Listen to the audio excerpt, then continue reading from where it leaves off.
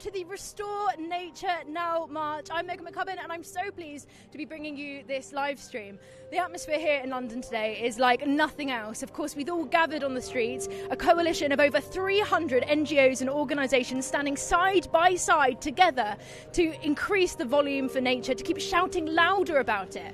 Of course, as you know, 1 in 6 species in the UK are threatened with extinction, and personally, well, I'm quite scared by that, but that is not the atmosphere here today. The atmosphere here today is positivity, it's connection, it's fun, there's music, there's entertainment, and for me it's like a festival with purpose. That's how I can describe events like this. So before we get into like the big stage as the march begins to arrive here in Parliament Square, I'm going to be joined by a few special guests to tell me a little bit about how the day's going, and the music's happening, so I have to be a bit loud. My first guest is Anishwa Kanchala. Hi Anishwa! Hi! How are you? I'm great, how are you? I'm very good. Now, the first thing that I see with you is you've got this excellent banner here. Do you want to tell us a little bit about it? Well, I made this one with my dad's help, and it's about all the animals that live in the UK. Like, we have a dipper, some dolphins, puffins, and a lion's mane jellyfish, curlews, falcons, and many of the creatures that might become extinct in the future. But the one that I'm most worried about is none other than our amazing orcas. Because there's only 2 left in the world, and 2 left in the UK, and I can name them. So, Jonco and Aquarius, those are the last 2 remaining orcas in the British Isles, which is very alarming. But if it is, some of the females might come and help bounce back the population. And don't worry, it's nothing because of human-made causes that they're going extinct here. It's all because of the females have got too old and have sadly gone away. But luckily, these 2 might hold the species in the UK forever and evermore. Yeah, they're facing a few bioaccumulation threats as well, aren't they? But tell me a little bit about why you think Restore Nature Now is important. Why do you love wildlife so much? I love wildlife because I know that without wildlife, no animal or plant or human would be able to live on Earth. And that's why our entire ecosystem, from the tiny creatures, just like red squirrels, are important, even for the giant creatures, like the blue whales, that are on totally different places on Earth. So I believe every different part of our world is important. And Restore Nature is a great way of showing that we can protect our world, and we are all marching to try and protect nature and spread awareness with these amazing posters that we all have created to try and help our world. So if the people watching could do one thing for wildlife, what would you say? I would say it's very simple things, like maybe adding a little wild space to your garden, which I have. Let it grow wild, don't mow the lawn, and make it just a wild space where lots of animals can live. And another quick thing is get bird nests, nest boxes, and many more nesting materials that help birds, and a lot of different things like planting trees and bug hotels, which would help many animals. Right, thank you so much, Anishwa. It's so great to see you again. And enjoy the rest of the march, okay? Have a great time. I'll see you soon. Okay, bye. I love Anishwa and his passion, his excitement for everything for wildlife. It's absolutely brilliant to see. So next up, we've got Alex and Tammy, who are part of the Woodland Youth Council. Hello. Hello. How are you both? I'm very good, thank you. Tammy Ydwi, Dwi'n dod o Gymru. So my name's Tammy and I'm from Wales, and I'm here with the Woodland Trust because I care about our future generations. Have you been to an event like this before? No, I've never been to a march before. This is the first legal march that I've actually been able to go to because I've always been afraid of getting arrested. But it's so good that we have the Woodland Trust and all these major national organisations working together so we can come with confidence. And it's such an important thing to be a part of, so I'm so happy to be here.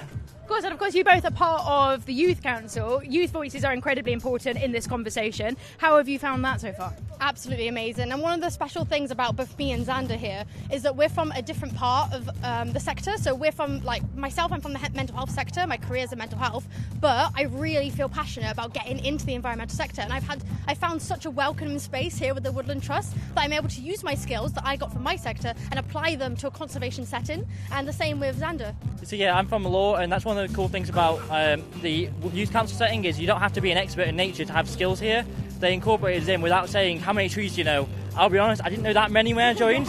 I'm learning them now. I know about the London plane tree here, for example, but there's lots of experts here to help you. But it's so nice to be able to apply our different skills and backgrounds, and that is so needed to this environmental sector, even if we don't know too much about the nature ourselves. But we're learning. Well, I think that's the thing, isn't it? You learn as you go along, and especially kind of when you're kind of coming into the debate from different angles, you have a diversity of ideas because you have a diversity of backgrounds and histories.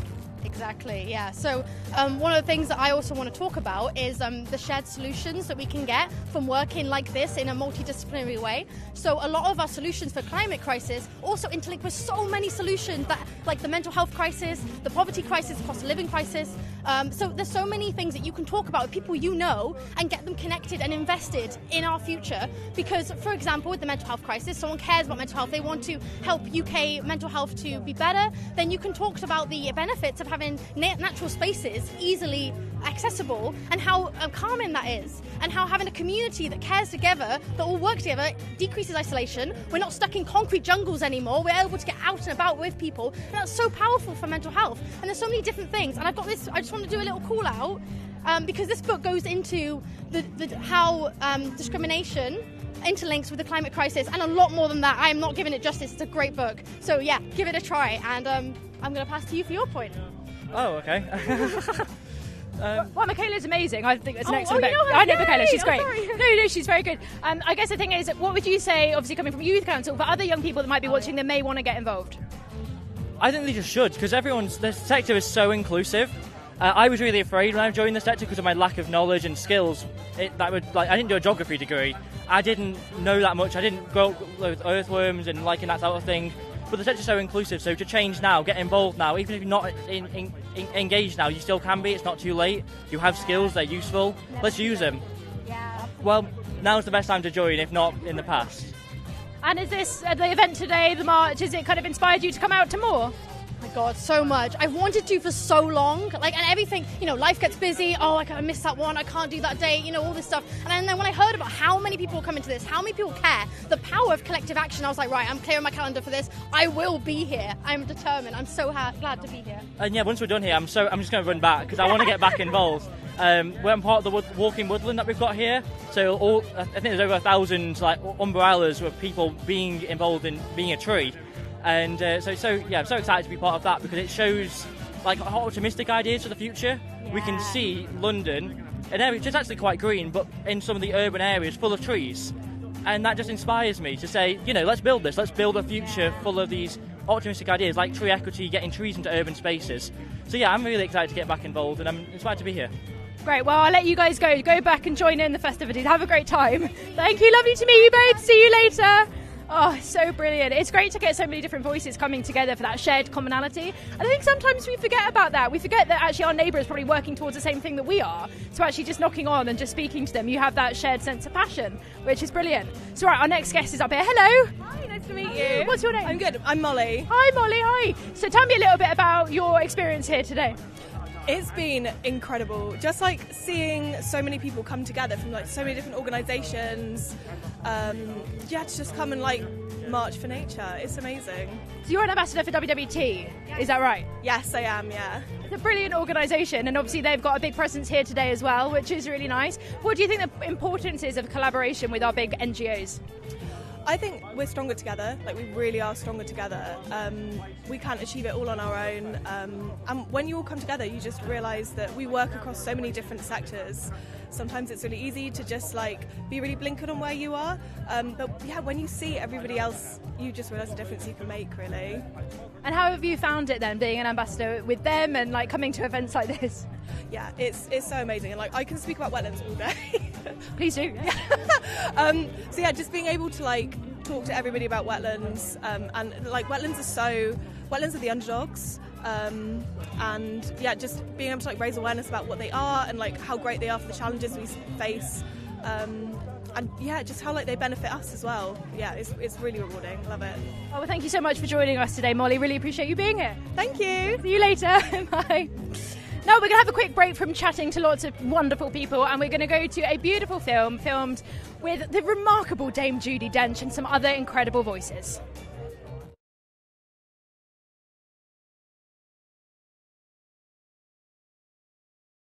Events. We've got flash flooding, and what's happening around the world is terrible enough, but what's happening here on our own shores, it's abundantly clear that we're living in the eye of a storm. We've got scorching temperatures, we've got extreme weather events, we've got flash flooding. And what's happening around the world is terrible enough, but what's happening here on our own shores in the UK is utterly heartbreaking. Our landscapes are being decimated, our rivers polluted, our woodlands felled, our peat bogs drained. We have lost 80% of all our butterflies. We've lost 50% of our farmland birds. Intensive, unsustainable animal agriculture is choking our land. But there is an alternative. If the political will existed, we could restore nature at landscape scale. We can reforest, we can rewild, we can change the way that we farm so it's sustainable, the way that we fish so it's sustainable. We can clean up our seas and our waterways. We could make polluters pay and rapidly move towards renewables and a cleaner future. If we do not take action, we'll lose this green and pleasant land forever. So take to the streets on June the 22nd for the largest ever mobilisation for nature. It's peaceful, family friendly, it's backed by over 300 organisations including the National Trust, the World Wildlife Fund, Friends of the Earth and Extinction Rebellion. Nature doesn't have a voice, but we do. Nature can't act, but we must.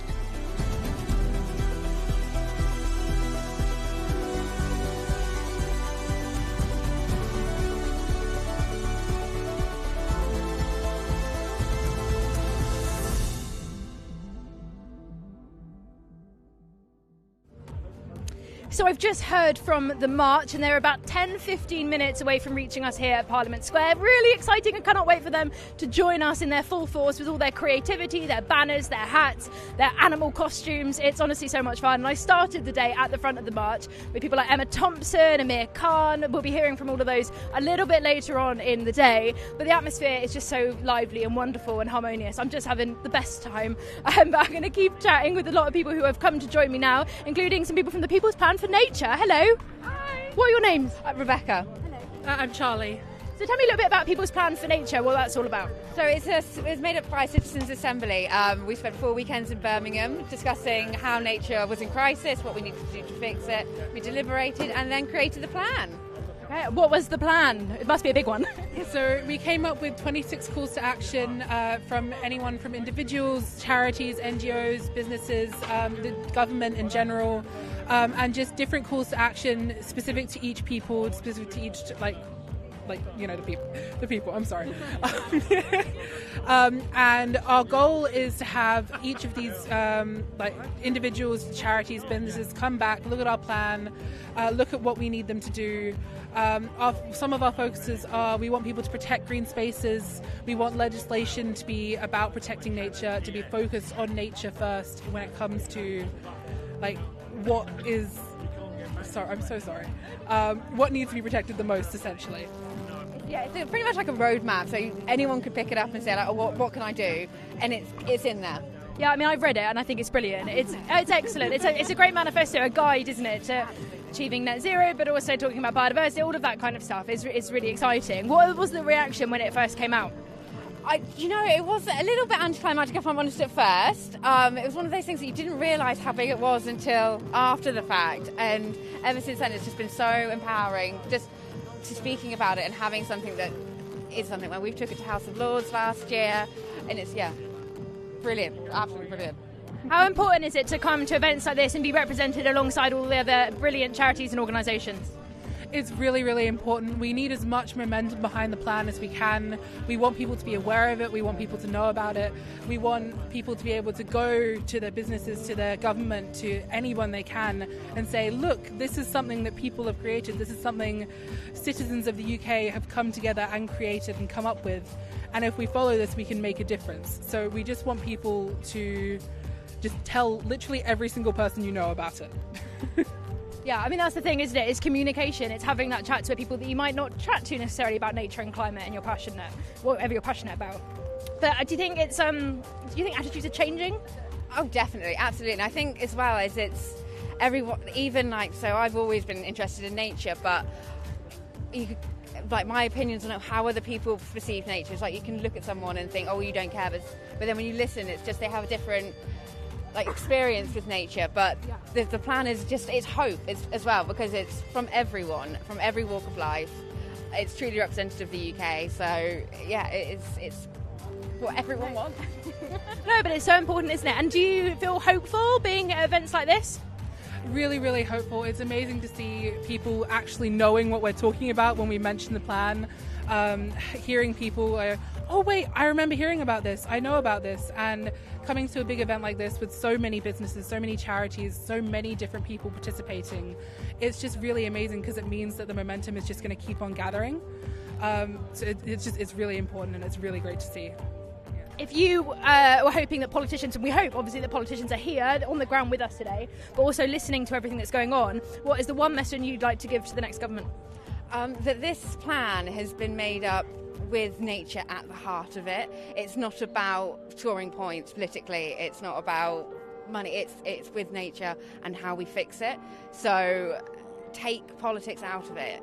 Nature is our foundation, it doesn't need political left, right, something. You okay? No, but I swallowed a fly, so I'm trying not to cough, which is why I'm kind of tearing up, because I'm trying not to cough. I'm trying to be professional. But carry on. Sorry. Just put everything aside, and it doesn't matter where you sit in the house if we have no nature. It's not going to matter at the end of the day, so we need to fix it. One of my favourite quotes from someone was, "Why do you care so much? Why do you bother?" And I was like, well, it's our home. It's literally our home. No, honestly, it doesn't make any sense to me when people tell me that they don't care about the environment, they don't care about sustainability, they don't care about protecting nature, because why not? You live here. This is your home, this is your life, this is your world, and it's slowly being destroyed, and you just don't have an opinion on that? Get out here, try and help make a change, please join us, It does affect everyone. Yeah, for sure. Well, thank you both for joining today. I'll let you go and enjoy the rest of it. March should be here any minute, in their full thousands, I hope. See you later. Nice to see you.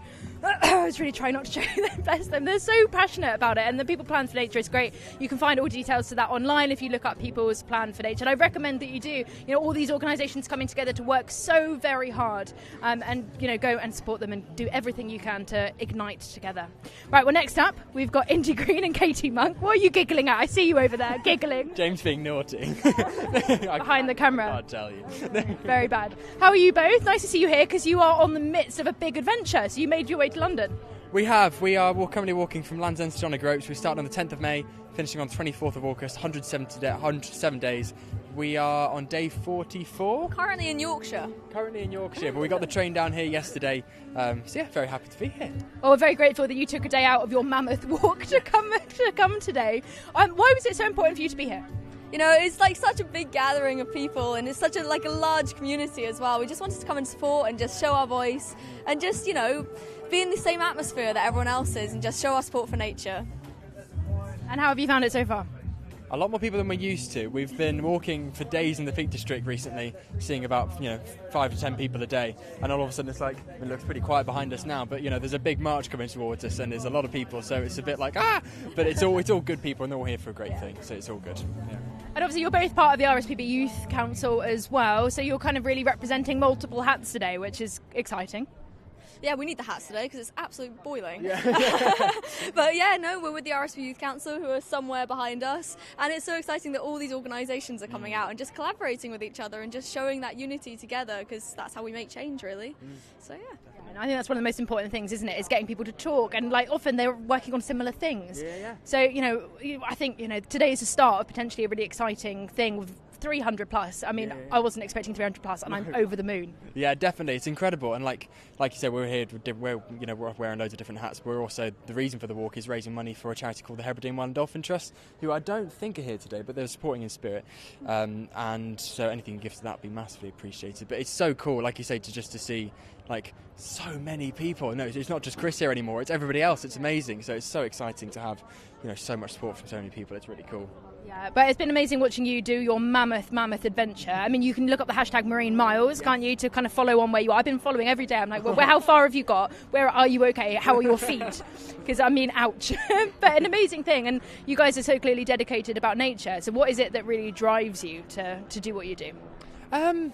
Just craziness, I think, wasn't it? It was just sheer lunacy, but it was really cool to obviously, Katie, it was your idea and you planned the entire thing. I'm just like, okay, I've got this idea. We were very bored at university, and then we're like, right, we're going to do this. And I just think it's so nice to be able to do something good for nature that you can actually enjoy at the same time as well. Like you're not, you're stuck in an office. There's so many different things you can do, but what we're doing is outdoors every day. Can't really complain, really. We've got a couple of blisters, but considering outdoors for 107 days and going to cool places like this for a great charity, we're pretty happy. So what do you hope the outcome of this march will be for the people listening, perhaps the next government? What are you hoping that they're going to see from the event today and take from it?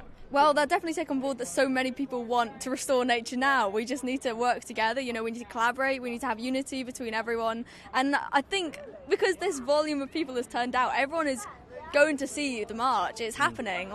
There's planes flying around and everywhere, so everyone should hopefully listen to us, finally.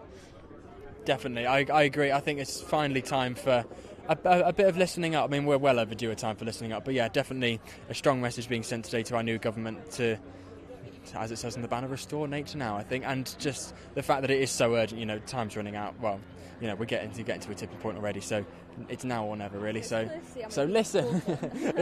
yeah. I think so quickly that we forget that we are, part of nature. Often we see ourselves as something so different, but actually it's reminding everyone, isn't it, that we are an integral part of that very sensitive and delicate system. Even though it seems strong, actually our impact on it has been huge, but the things that we can do, we have the solutions, don't we? Yeah, we've seen that on our walk even. We've walked through some of the most amazing biodiverse woodlands in Devon, and then we suddenly get to places near Wolverhampton and Wolverhampton and Birmingham, and it's just so nature depleted, and this world is so fragile. But camping every day, we're so in tune with the nature and around us, and it just shows you how much difference just taking small actions can have, really. It really does. Yeah, it's just been incredible to see the landscape change and so many different things just transform and loosen things and add, it's been amazing to do this, and we really see the importance of why this march matters.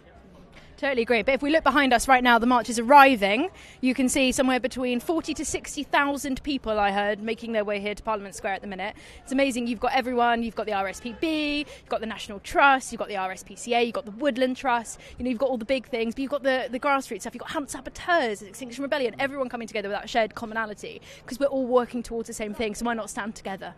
Yeah, precisely. I think it's an absolute no-brainer. We're literally just collaboration. This is it. We're all together. And we have to be. So yeah, really, really good. Absolutely. Well, thank you both so much. I'll let you dive on in and have a great time. So that's kind of it for this part of the live stream. I have to dash off because I actually have to get up on stage and invite people up to chat and talk and do some speeches. But thank you so much, of course, everyone that's watched here and been part of virtual Restore Nature Now. It's so important. Keep using your voice for nature. Tell your friends about it. Tell your postman, your milkman, whoever will listen. Tell them about wildlife, because we need to use our voices now more than ever. It's the most important tool that we all have. So stand up, be counted, shout louder as loud as you possibly can for the sake of our glorious natural environment. Right, I better get going. Oh no, we have one. Hello, sorry. Come on, we're going to have one more chat as the march arrives. Hello, how are you? I'm Mark. Very well, thanks. Oh, sorry, how are you doing? I'm good, thanks. And sorry, I was slightly late, so it was my fault that you've hung on for me, and I really appreciate it. You're very, very welcome. So you're part of the campaigns and comms team for the National Trust? That's right. Communications Campaigns Director for the National Trust. Incredibly proud to be here. Wow, what an occasion. Yeah, well, we're very pleased to have you here. What have you made of it so far? Well, it's absolutely incredible. I mean, we think about 70,000 people are here, marching down as they are from Mayfair, just coming into Parliament Square now. And you can just sense just this incredible atmosphere. It's slightly a festival atmosphere, actually, but also a sense of real passion and conviction about nature restoration.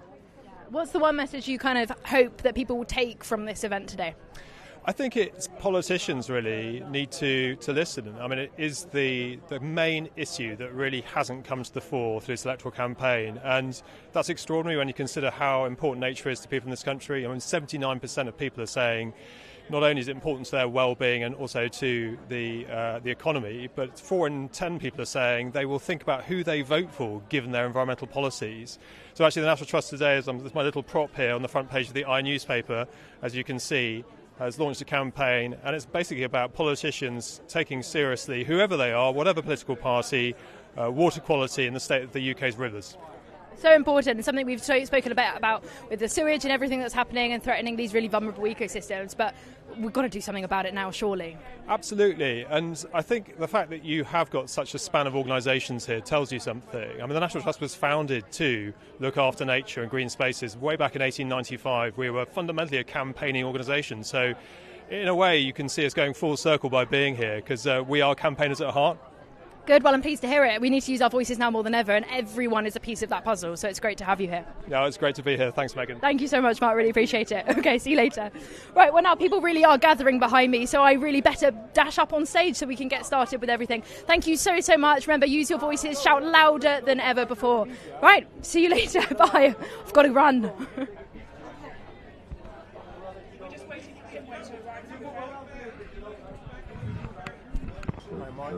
How far away should we be?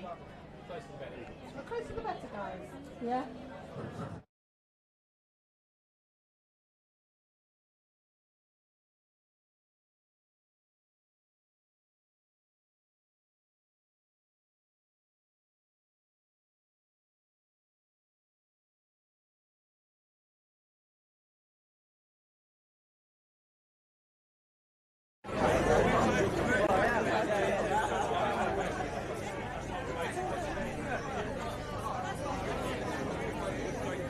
Back a bit, please, to allow the choir to come in. The choir wants to come in here and sing. So if we could, we all move back. If we can go back behind the camera, that'd be brilliant. Behind the camera. We can all move back a bit for the choir to come in. Behind the camera, if you could. If you can. Can we all move back a bit so the choir can come in, please? If we can all keep moving back a little bit, please, that'd be lovely. Thank you very much.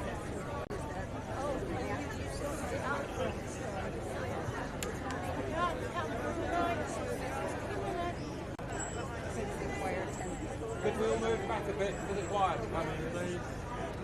Can we all keep moving back a bit, please? That'd be lovely. Thank you very much.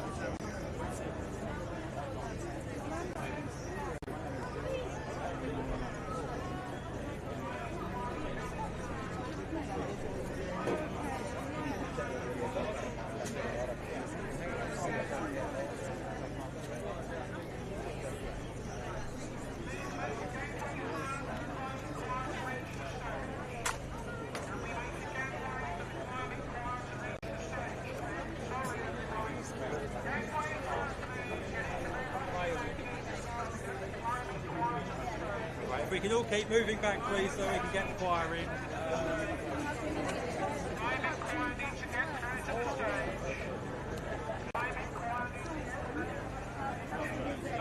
200 people. So, apparently it's 200. So I'm told.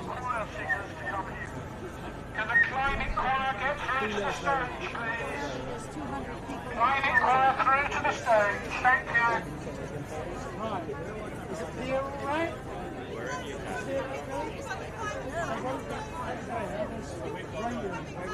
Here.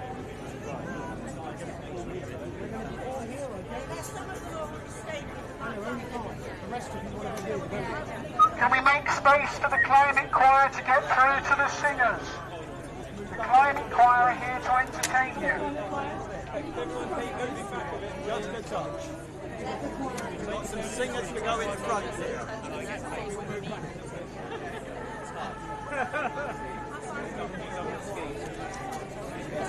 you move, please, and let the climbing choir have some space?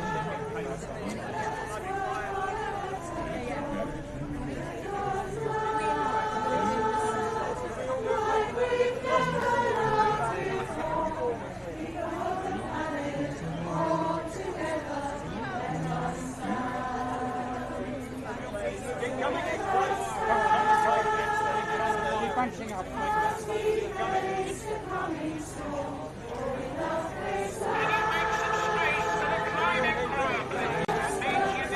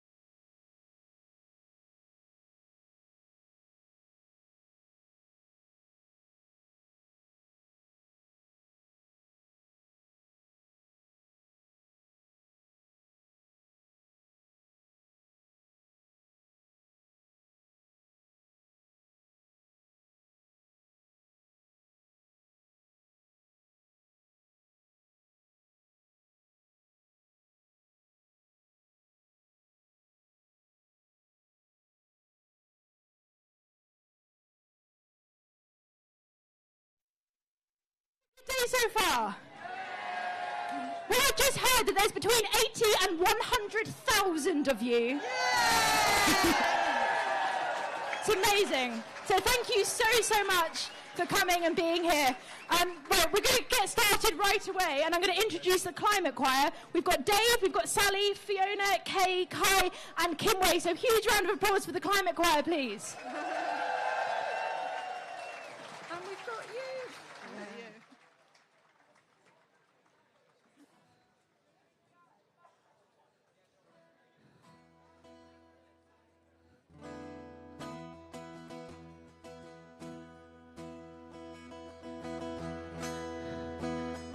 I'll tell you all this song.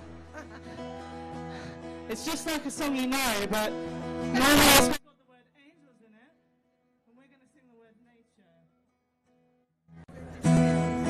I sit and wait. Mother Nature contemplates my fate. And do they know the place the river flowed in the days of old? Sing with us as I have been told. You know the words. That salvation lets her wings unfold. So when I'm lying in my bed, thoughts running through my head, and I feel that love is dead, Climate Choir.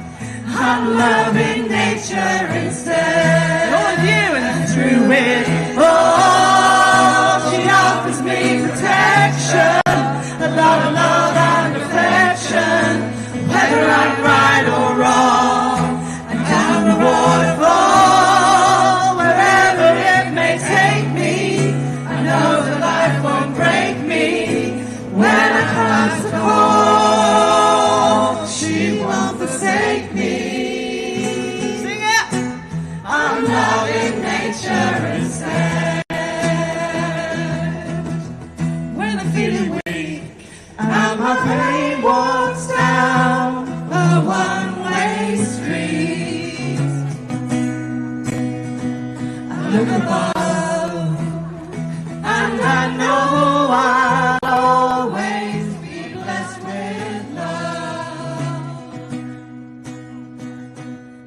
And as the freedom grows, she brings flesh to my bones. And when love is dead, what do you sing? I'm loving nature instead. Sing it! And through it all, she offers me protection, a lot of love and affection, whether I'm right or wrong, down the waterfall, wherever it may take me, I know that life won't break me. When I come to call, she won't forsake me. I'm loving nature instead. Restore nature, restore nature, restore it now.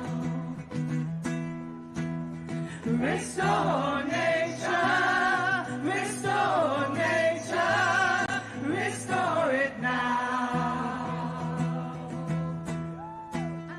Restore nature, restore nature, restore it now. Great singing. Restore nature, restore nature, restore it now. And through it all, she offers me protection, a lot of love and affection, whether I'm right or wrong, and down the waterfall, wherever it may take me, I know that life won't break me.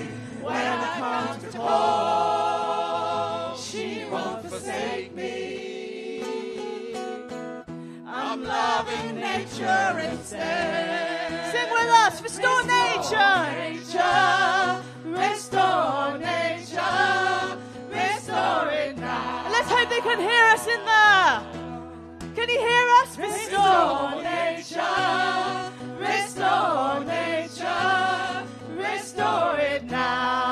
Sing for the world you love. Restore nature, restore nature, restore it now. Beautiful voices.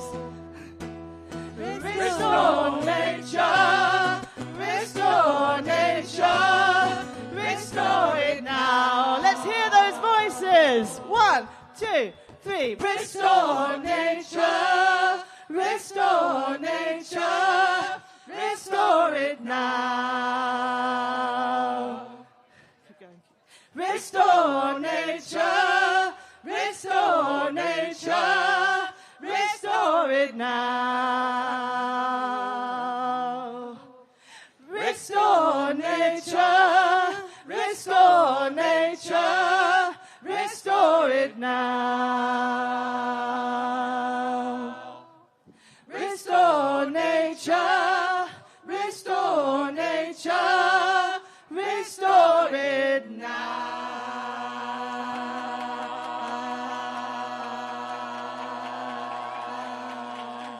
Woo, woo, woo.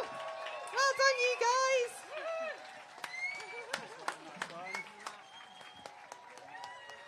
Thank you, mate. Did you sing along? For the Climate Choir.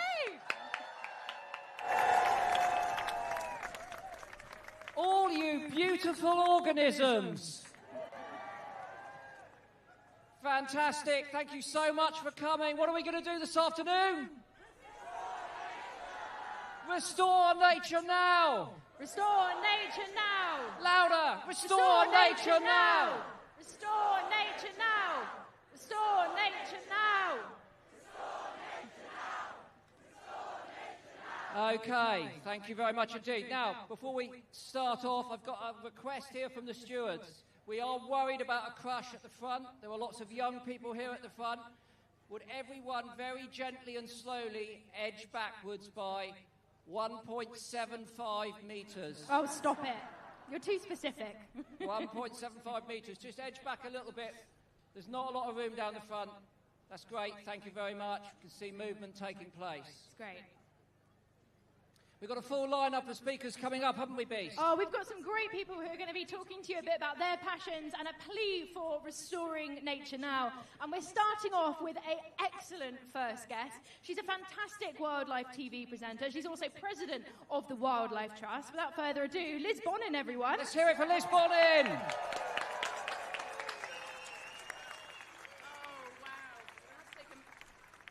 I'm going to have to take a minute because this is actually quite emotional. It's so amazing to see all your beautiful faces. Hi, I saw you earlier.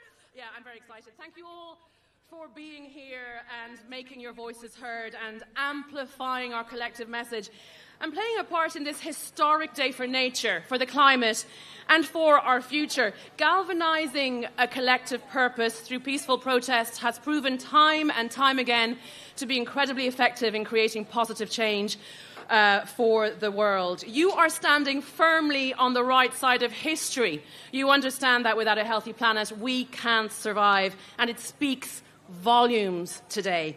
This is the culmination of an extraordinary amount of work by so many people and organisations, so a huge thank you to them all too. A mighty 300 different organisations came together to support our message to politicians to put an end... Yeah!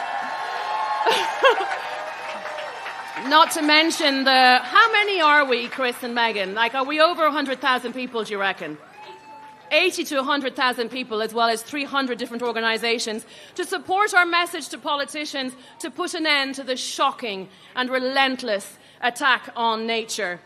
This is what collaboration and the sharing of expertise and resources across different sectors can achieve. We are stronger together, and I have no doubt that as we continue to unify our goals and our ambitions at this crucial time for the planet, we will be stronger than ever and continue to achieve great things. But this is also testament to every single one of you. This is what happens when, as individuals, we reconnect to each other in support of a great cause. As a society, we have been encouraged to be individualized, disconnected from each other, better than, different to, doubting, fearful. But as a social species, connection and community is how we flourish. It's in our DNA. We need it to be the best of who we are. You're going to get me emotional now. I need to keep it together. Connection energizes us. It inspires us to take care of each other and of nature. And when we give back to nature in reciprocity for all it does for us, everything thrives. This is the source of so much of what makes life worth living. Indigenous peoples and local communities still connected to nature never forgot this, but we need to help each other to remember. Connection empowers us, and perhaps the powers that be don't like that too much. So let's continue to show everyone what we're truly made of, shall we? I'd like to ask you to do two things. First, take a deep breath and notice how you feel right now. How does it feel to be connected to all of these people around you who walked with you, most of them strangers, all with the common goal of standing up for nature? What else will you remember about today? The second thing I'm asking you to do is to tell someone new, someone you don't know, about that. We know from behavioral science that another great force for positive change is sharing our own personal stories. It helps others to relate and empathize. It can change their perception of what's possible and think, if they can do it, maybe I can do it too. So next week, when you're in a coffee shop or at the supermarket or on a train, wherever, speak to even just one other person about how it felt to be here today, connected to everybody else around you. Perhaps you might have a photo on your phone in plain view of you surrounded by all these people. Perhaps you're dancing in the photo, and that can help start the conversation. Find common ground with them and relate it to what you experienced today. By sharing your story, you'll be continuing the beautiful ripple effect of change for the planet and for humanity. And let me tell you, that ripple effect of change is gathering pace. All the organizations here today are tirelessly fighting for nature. More and more business communities are coming together, pledging to prioritize health of the planet above profits and infinite growth. Ecological economists, environmental lawyers are working hard to change the systems that keep us entrenched in endless cycles of production and consumption that destroy nature. And all of these incredible people and organizations are making headway. We just don't hear about it enough in the news. But it is happening. There is still a lot of work to be done, but together we can continue to propel this pace forward, supporting each other as one global community by each doing our bit. True humanity is a oneness, it's an interconnectedness with each other and with nature. Thank you for making this powerful connection felt and heard loud and clear today. Have an amazing day, everyone. Well done all.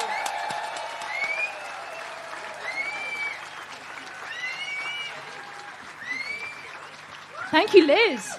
Some really important messages there and something to all take home of. We are so much stronger when we're together, when we've got that diversity of ideas. Our campaigns become stronger too, which is what is so exciting about this.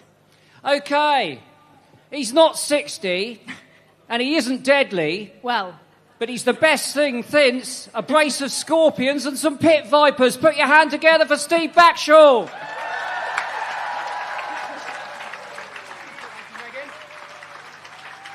Hello, London!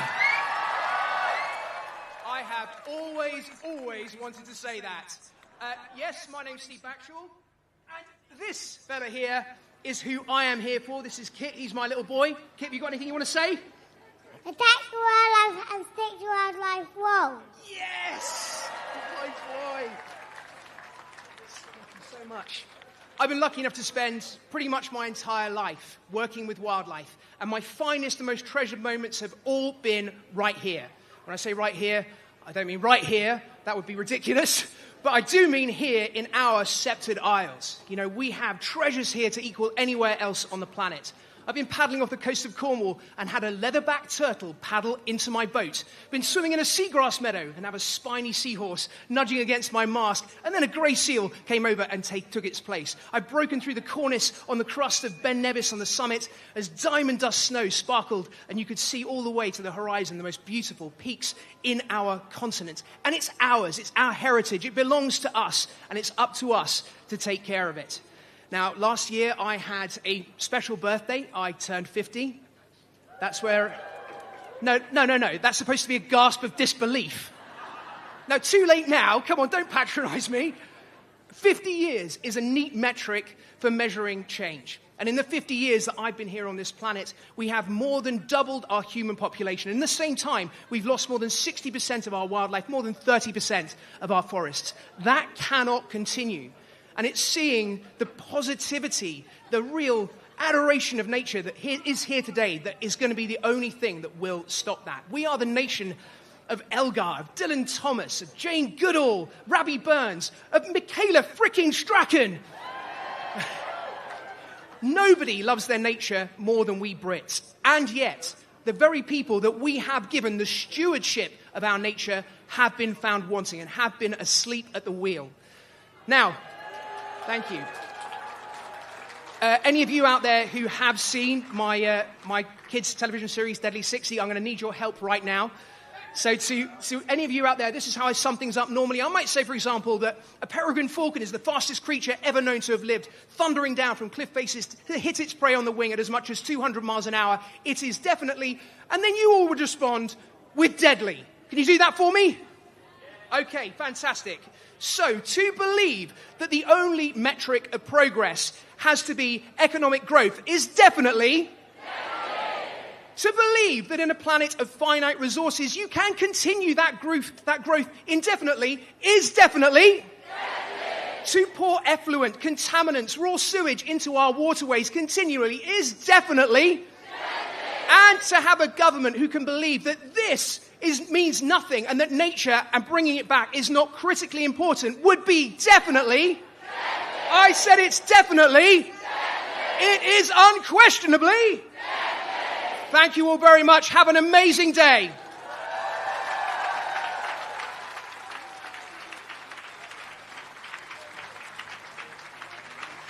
Well, there's not a clearer message than that, is there? Not at all. Absolutely adore Steve and everything that he does. Campaigns for nature. I've been to some of his theatre shows, and it is just an absolute spectacle. So thank him very much for being here today. That was great. OK, now Steve was talking about peregrine falcons. Did you know that less than 500 metres from where you're standing, if you're in Parliament Square, there is a peregrine falcon's nest? Yeah. And they fledged young? Yeah. And I can't see through the roof. So the first person that spots a peregrine falcon flying over the House of Commons this afternoon must shout really loudly and point to the sky. We're relying upon your ornithological expertise. And we'd love to see one of those birds. But now we're going to see Tanya Steele, who's the CEO of WWF, one of the most important conservation charities, not just in the UK, but the whole wide world. Put your hands together for Tanya.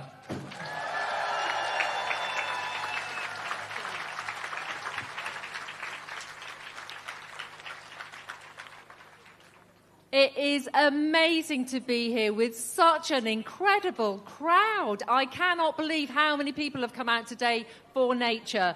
Thank you to each and every one of you for marching. It makes a huge difference because, as we all know, nature is in crisis. And the awful fact, the fact I use every single day, is that since 1970, average wildlife populations have plummeted by almost 70%. And in this country, 70% of our ancient woodlands, gone. 92% of our seagrass, gone. Familiar wildlife, skylarks, hedgehogs, are now unfamiliar. And we have rivers choked by pollution. So you're right to feel passionate and angry. But together, we can change things. WWF's really proud to be here alongside nearly 380 organisations today. We work with communities everywhere in the world to protect wildlife, from the Amazon rainforest to the Great Barrier Reef. Yeah, we found a peregrine. And we're proud to work with grassroots community here in the UK.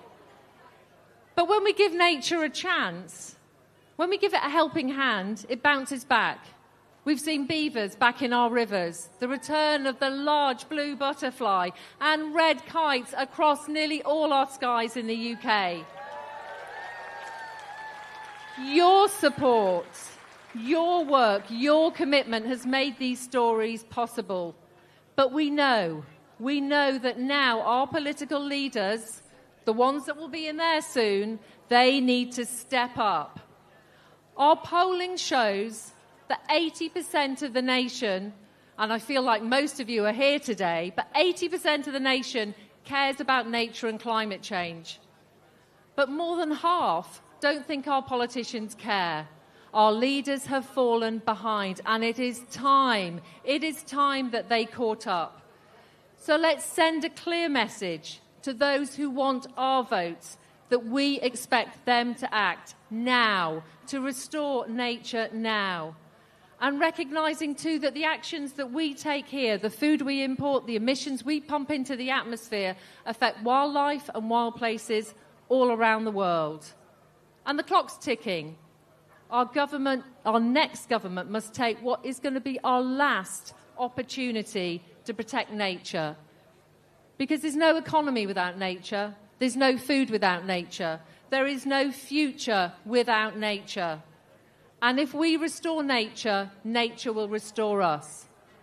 Let's make sure that everyone asking for our vote on the 4th of July gets that message loud and clear. And thank you so much again. Thank you from the bottom of my heart for being here today. Thank you.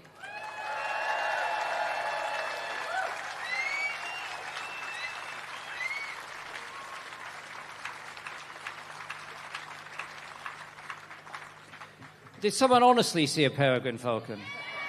Really? Because all I've seen is a couple of pigeons, you know. And Are you sure over that I'm way? beginning to doubt that the collective ornithological kudos of 80,000 people is questionable. There's quite a lot of people in this vicinity pointing, so if anyone's not looking in that direction, that's where it is, apparently. Right, okay. Apparently. Okay. Hey, white-tailed eagle round Big Ben. It's not, aim high, right? I once had a meeting with Michael Gove in a building just behind us, and when I went in to speak to him, there were 2 red kites flying around. Red kites? That's I nice, said to isn't Michael, it? we have to take a moment and look at these. And we did. And then we got down to business. And that's what it's about today, isn't it? Getting down to business, because we want to send a very clear message to the people who will be incumbent here very soon that we are going to restore nature now. Now, we know, of course, that nature is so important for our mental well-being and our physical health. And our next guest today is one of my personal very good friends, but also a man I think is slightly superhero, because he's an author. He's a full-time GP who works to save lives round the clock. He goes on television to talk to you all about ailments and issues and educates us all. But he's also a huge, huge ambassador for wildlife. He's the president of the RSPB. Is, of course, the one and only Dr. Amir Khan. Round of applause. Let's hear it from here.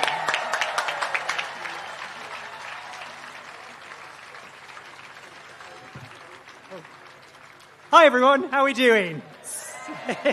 It's so nice to see you all. You all look absolutely gorgeous. Honestly, if you can see what I can see, it's a beautiful sight. So I'm Dr. Amir Khan. I am a NHS GP, a broadcaster, president of the RSPB, Vice President of the Wildlife Trust and Butterfly Conservation.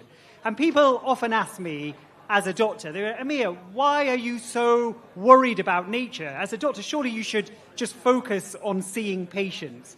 Well, actually, I'm here today because I really believe that our health and the health of our environment and the nature around us is inextricably linked. I mean, how can it not be? We've evolved alongside nature. We breathe the air that it gives us, we drink the water it brings us, and we rely on the food it allows us to grow, all those bounties it provides for us.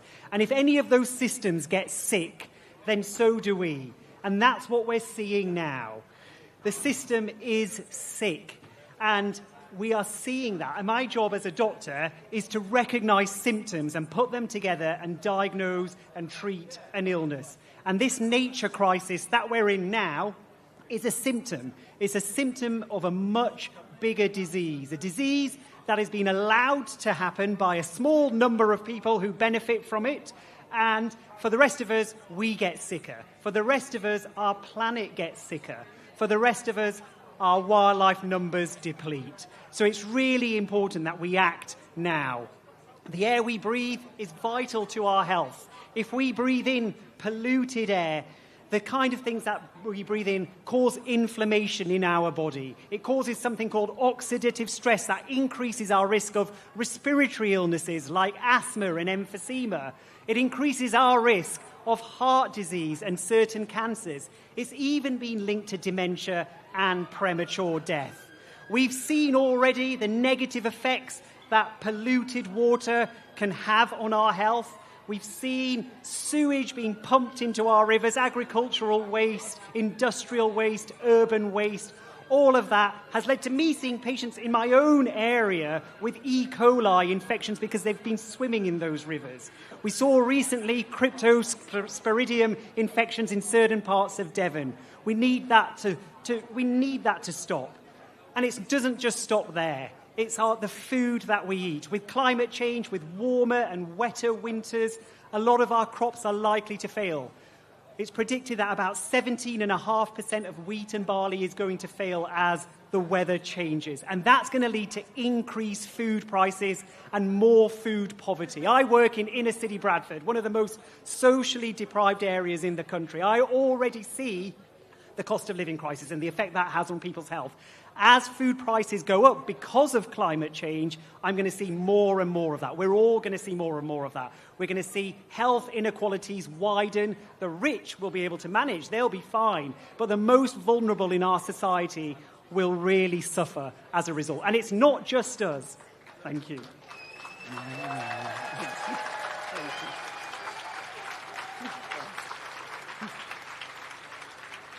It's not just us. All of this is having a lasting impact on the environment and the biodiversity around us. We've lost 38 million birds from our skies in the last 50 years. 97% of our wildflower meadows have disappeared. And England is one of the most nature-depleted countries in the world. That is shameful. That is shameful. We also have one of the lowest woodland covers of all of Europe. Again, that is shameful.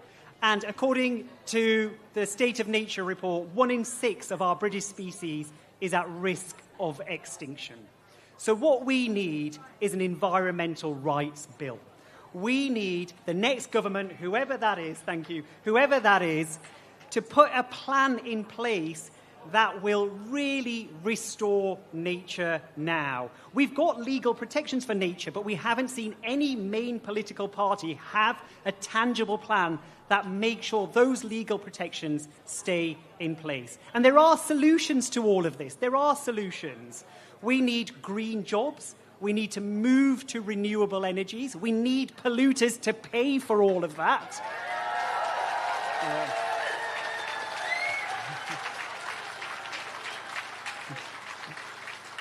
And we need this commitment by 2030, 30% of our land and seas for nature. And we also need to work with our farmers. We need to make nature-friendly farming. We need to create incentives around that for our farmers as well.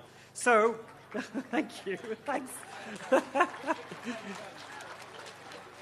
So as a doctor, there is a cure. There's a cure for all of this. We can do it. We have a chance now to restore nature. We have a chance to move towards a greener, more peaceful future where we can live in harmony with nature, where our skies aren't filled with pollutants but are filled with birds and insects and anything that wants to fly in our skies naturally, where our rivers and seas aren't filled with sewage and industrial and farmyard waste but filled with fish and mollusks and dolphins and whales, and where food poverty doesn't exist as a result of climate crisis, where we can grow crops alongside nature. That's the cure. That's the cure for this disease. And we want those in power to listen. So let's restore nature now. Thank you.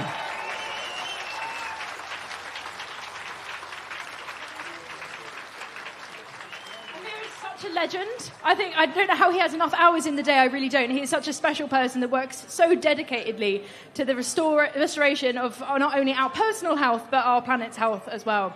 Now, quick announcement: it is getting a little bit packed in Parliament Square, so make sure you have space. If you are struggling, do put your hand up. There are screens over on Whitehall Road, so if you are on Whitehall Road, stay there, watch the screens. Don't try to come to Parliament Square because it's getting a little bit packed, especially for people at the back and in the middle. Okay, so Richard Taylor-Jones over this way is pointing up to the sky, and if you look above, you'll see a peregrine falcon. Can everyone see it? Yes, it's right there. A quick interlude for the peregrine, everybody. It's right there. It's literally up at the top here. Yes! There's two. I'm hearing two. Three. There are three peregrine falcons. Stop it.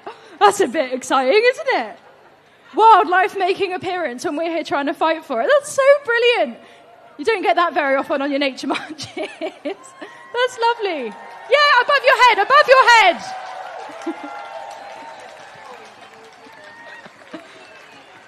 I mean, I can't see it. I'm just seeing all the joy on your beautiful faces, and I'm loving every second of it. This is brilliant.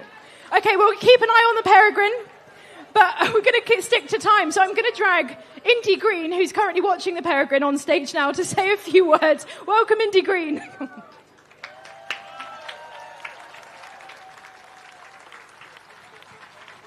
Hello, my name's Indy. I'm 19 years old. I live in Sherwood Forest in Nottinghamshire, and I'm an ambassador and a youth council member with the RSPB. And it's so incredible to be here. And me and my partner, Katie, are currently walking from Land's End to John O'Groats, raising money for a great charity. So it was great to hear Nadeem talking about a bit of health, so I might need to have a catch-up with him, because our legs are getting a little bit sore now. The blisters are catching up with us, but hey-ho, it's good fun. We're out every day. And to be honest, peregrines have actually been one of the birds that we've actually seen most abundant in terms of birds of prey. We've seen so many of them. It's absolutely brilliant. And, yeah, keep pointing them out, because it's so cool to actually, see the reaction from people watching amazing birds of prey, any species at all. And that's one of the biggest things we've taken from this walk, is the actual sense of just enjoying nature and enjoying what's around us and taking in just how important everything is. And it's so great to see that celebrated with so many people and so many different organisations today. It's been great working with the RSPB for a little while now, and just seeing the way things work and the way we create change. There's a goal there. I'm getting distracted now. Don't look, it's a goal, it's all right. We'll look out for the peregrines soon. But it's just amazing, the fact that change is happening and we're all here. And it's, how do I say this? No one has ever made a difference by being like everybody else. So everybody being here is just making a difference. There's so many names I could pick out the hat, but there's so many incredible people doing so many amazing, inspiring things that can all inspire us, and just to make even small changes in our daily lives. And there was just one tweet that I dig down in my screenshots on my phone last night that Chris made a little while ago, and I just think it's really important. I just think it really encapsulates why we need to look after nature. And it was I don't know if you remember this, Chris, but it was a long time ago. But he said, "Say hello to my to my little friend, fluffy and delightful, looking for a home. I gave it a helping hand. Everything counts, every last living thing, because we make being alive so difficult for them." And that was a little bumblebee that he rescued. And I just think that's such a beautiful little encapsulation of how important it is to take care of everything. Anything you can do, any small thing, any tiny change in your daily life can have such a big impact. People are starting to become so much more converted to being, interested in nature and caring about climate change and wanting to make a difference. So keep it up. And without further ado, I will introduce an absolute change maker, somebody who is pushing those boundaries, somebody who is being different, somebody who's also one of the coolest people I know. So, if he's ready, I'll hand over to the brilliant Nadeem Pereira.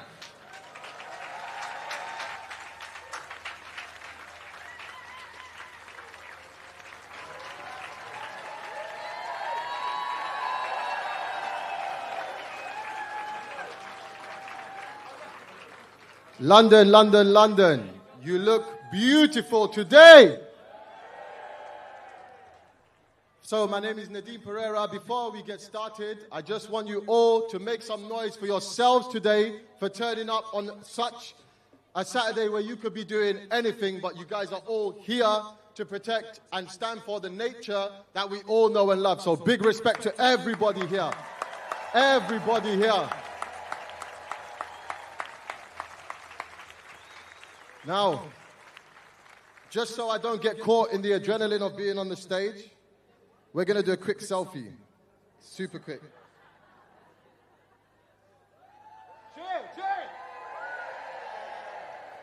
Okay, now serious stuff. So, for me, if there's one thing to learn about nature, it's for me is that there's more than one way to achieve a common goal. So, if we look at the golden eagle and the bumblebee, they fly in the very, very same air. If we look at the plankton on the microscopic level down to the gargantuan blue whale, they swim through the same waters. And that, for me, is a fundamental part of biodiversity, and that is a fundamental part of what we are trying to protect here as a collective today. But I do... Make some noise for biodiversity, of course. But what I do find that is often overlooked is that the diversity in our approach as human beings is often put to the wayside. And that is what I want to emphasize here today. In my English borderline working class vernacular, there's more than one way to skin a cat. So that's my focus today. And what I hope to share with you guys and with all the organizations here today is that we need these different perspectives when approaching the problem solving that the natural world is facing. Now me, I've not been in a classroom since I was 15 years old. Stay in school, kids, okay? Now obviously, stay in school. But what I want to highlight is that for a lot of my life, I was shunned and made to feel embarrassed because I was not educated, classically educated. But here I am today, on this stage, I have become a voice, not only for nature, but for communities who are underrepresented in that space.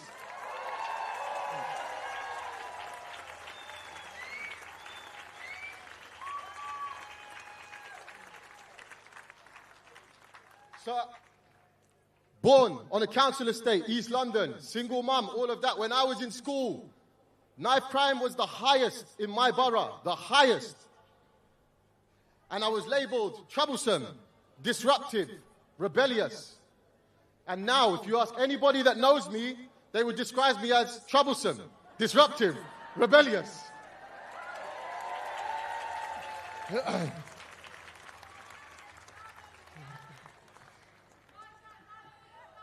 So,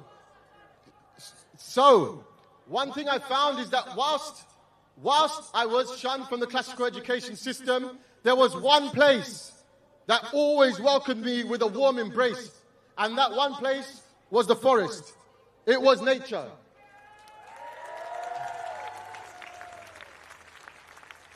Nobody in those woods would judge me.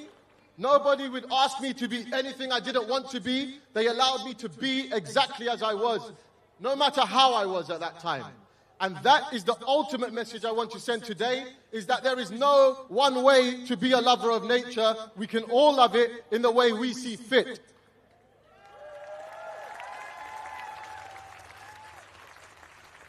So the final thing I want to highlight here is that nature needs all of us. Now, a lot of us here will have ecology, zoology degrees from Oxford, Cambridge, Bristol Uni. Well done. Well done. Okay, big up yourselves for doing that. Big up yourselves. But I do want people to remember, especially the young people, yes, school is very important. And if I could do my life again, maybe I would go to school. But do not think for a second that if you don't fit into classical education, there is no place for you in this conversation. There is. There is. There is.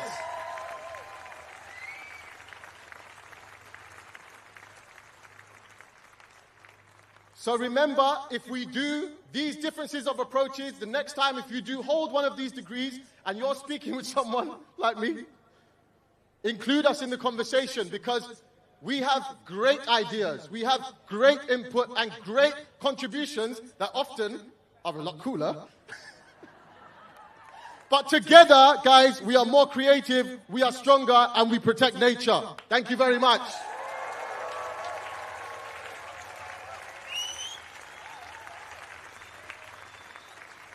Nadine Pereira, everyone. He's such a legend, using his voice, of course, for nature and communities all across the UK. It's so great to feel everyone's energy when Flock Together first started. I remember looking at it on social media and thinking, what an amazing movement. How does something like this not already exist? It was an absolute wrong thing that it wasn't already in existence. And Nadeem and the work of his friends to get it up and going, get it running is so powerful and so important. It's a brilliant organisation.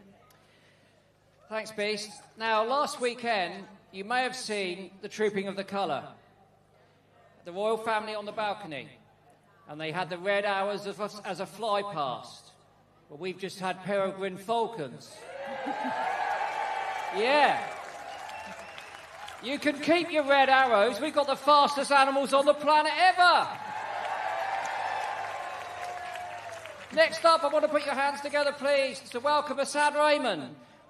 The issues that we're talking about are not central to the UK, they're global issues, and Assad is going to speak to us about that. Please give him a warm welcome.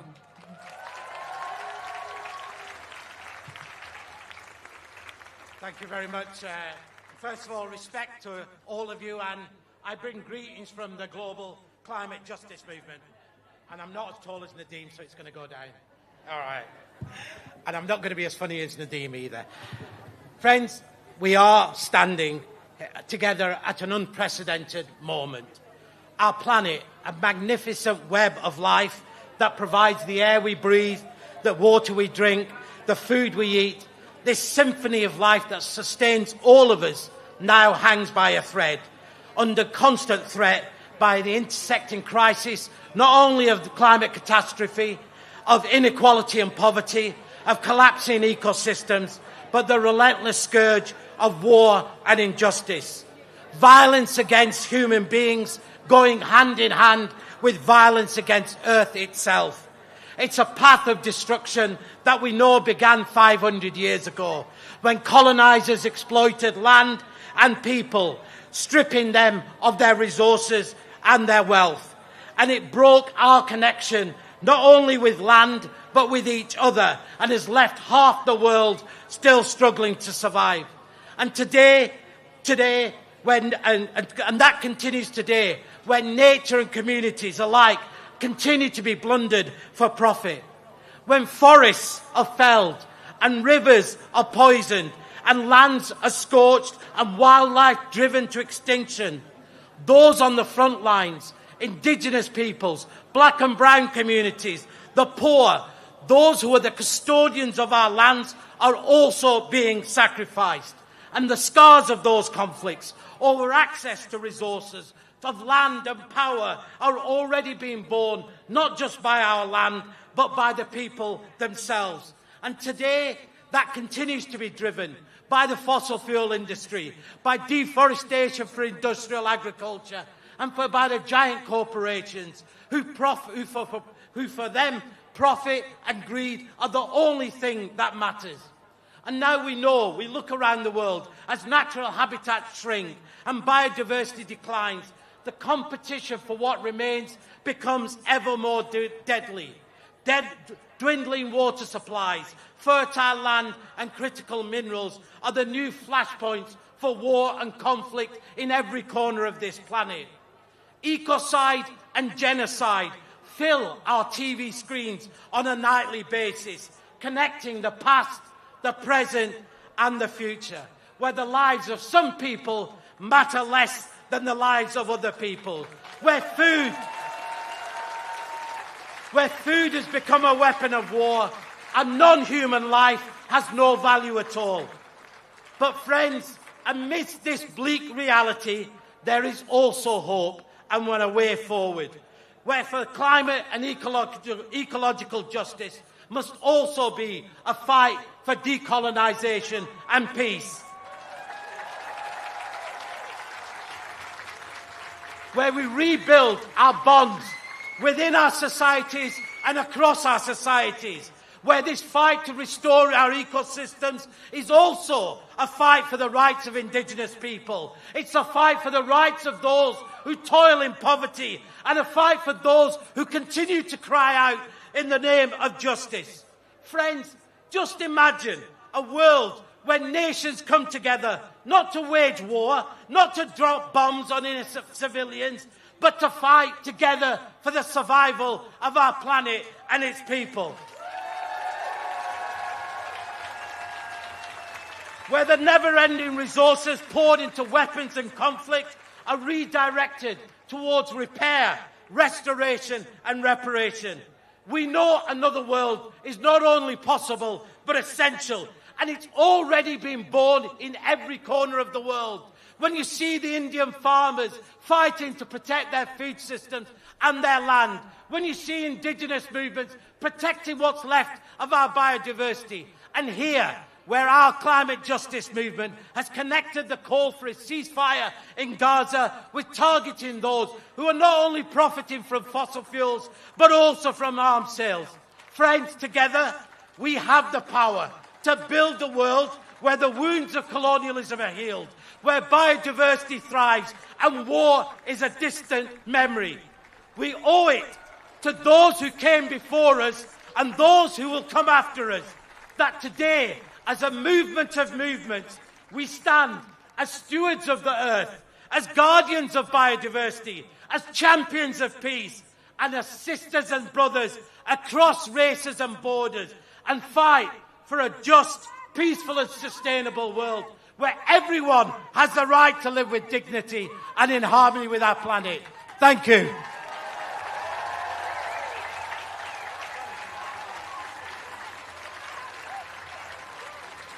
Let's hear it again for Assad Raymond. Powerful words. But it's time for a break. It's time for a minute to sit down, well, stand up and relax. Now, if you take your attention to the screens, we're here to talk about wildlife. We're here to talk about the pure joy of it. This is a celebration of wildlife. Too often we talk about the downside, the declines, the statistics. But you have to remind yourself what you're fighting for, remind yourself what you believe in sometimes. And that has to be done by watching the wildlife we love. So we've put together a nature film for you, filmed by James Stevens. And you can look at the screens right now and immerse yourself in the joys of wildlife.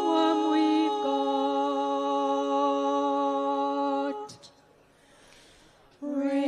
Restore our earth, restore our earth, restore our earth.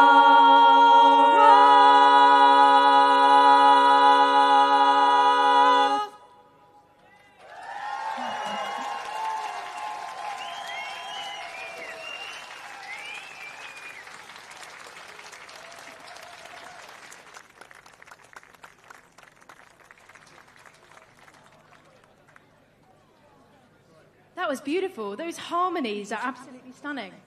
Just going to have a bit of a microphone rejiggle, I think. Right, that was amazing. Really beautiful. Anyone that can sing like that has my utmost admiration. Really beautiful, very powerful stuff. Now, next up, we have a really young but very, very powerful, someone who's not afraid to use his voice, wildlife enthusiast, climate active, science communicator, Anishwa Kanchala, everybody. How are you, Anishwa? I'm brilliant. How is London, everyone? Is everyone ready to save our world? Well, let's get to it. I love that. Simple. It's great. So tell me a little bit about how you felt being here today, Anishwa. Why is it so important that everyone stood here? Well, I feel that it's important because of the numbers. I understand that one or two people might not be enough to make the biggest difference we can. But with an audience like all of you, we can all be sure to make the best difference we can. And we all can share it with friends and family, which would be able to spread it even wider to maybe even different parts of the globe. Now, you've been quite busy making this fantastic poster covering all the UK and some amazing wildlife. How long did that take you? Well, that took me 1 day to make. A day? Yeah. God, you're good. Because of all of the paintings that I did were paintings that I did before, and then I printed them out, but less about that and more about what they are. All of these animals are from different places where they're from. The red squirrels are needing homes, and they are lost because of the mighty grey squirrels, which you might see day to day, are destroying their habitat and making them run for their life. And as well, monarch butterflies, it's getting too warm for them where they are supposed to go, and lots of hurricanes are disrupting where they're supposed to go, and that would be really bad for their migrations. And they are famous for being one of the best migrating insects of all. And I can totally agree. And falcons are, well, they're just here. They're helping us with all the things. And we should appreciate them as well, because they're such amazing creatures. And without falcons, all the rats and mice which might contaminate our food because they might hold some diseases, but it's not their fault. And the peregrine falcons will be able to clean it up and make sure that none of the diseases go too far to humans. And that means we all can stay healthy, and all the animals as well can stay healthy. And all of these different animals all have their part in the food chain, along with us humans. So we all should actually try our best to help protect our future of our world. Who's with me? Okay, Anishwa. Let's hear it for Anishwa. Thank you. The future's not ours. The future is his. Let's make sure it's healthy. Thank you, Anishwa. And as well, remember, all we should do to try and make sure our world is the best it can be is to save our wildlife. Get everyone to shout, restore nature now. And everyone, on the count of 3, restore nature now, the loudest you can. 1, 2, 3. Restore nature now! He's such an amazing young man. Thank you, Anishwa. Brilliant. Bless him, he didn't actually know he was coming up on stage until about 5 minutes ago. So the confidence that he has is just exceptional. He's so great at communicating about the wildlife we all know and love. Now, next up, we've got a man who really needs no introduction. He is the founder and CEO of Ecotricity. He's a passionate man making the world a better place. It is the one and only Dale Vince.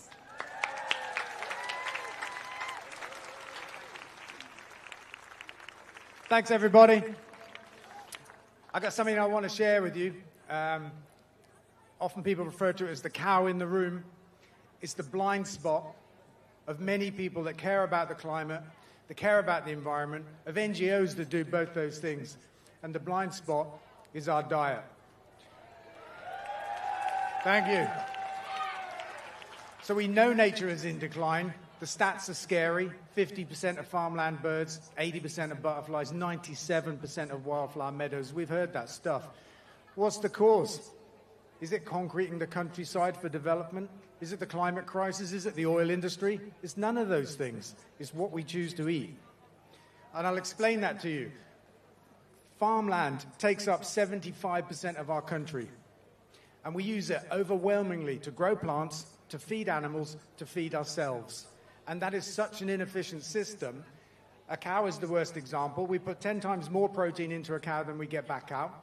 The best example is a chicken, and it gives us half back from what we put in. It's an incredibly inefficient system, and that's why we've taken so much land. The decline of nature is about taking land from nature for farming for an inefficient food system. And the great news is, if we all stop eating animals today, tomorrow, whenever in our country, we can free up 75% of that farmland, right? And that's 75% of 75%. Do the maths. That's half of our entire country that we can give back to nature. Thank you, guys, because I'm so glad you received it that way, because I thought I might be telling you something you didn't want to hear, right? Because I did anyway. So for me, it's the fourth reason to be vegan. Often we talk about the climate, we talk about animal rights, we talk about human health. There's a fourth reason, and it's for wildlife in our country. The great news is it's in our power, this thing. We all choose our food every day. We go to the shops, we buy it, we eat it, whatever it is.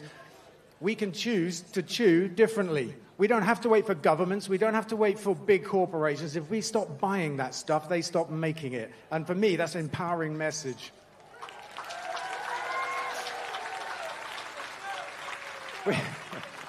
We can bring back nature to our country one plate at a time, one meal at a time. When you leave here today, I mean, I don't know how many of you are vegan. Come on. That's wonderful. I'm so chuffed. But, you know, persuade people around you. It's not about giving it up overnight, right? Just start eating less animals, and we can start bringing nature back. We can give back half our entire country. That's my message. I just want to say, I mean, I was going to say this. It won't apply to all of you, but look, now you know, when you leave here today, if you get a Big Mac, the sparrow gets it. So don't do it. All right, Chris. Dale, when we were walking earlier today, you told me that you were making burgers out of grass. Tell us a bit about your project.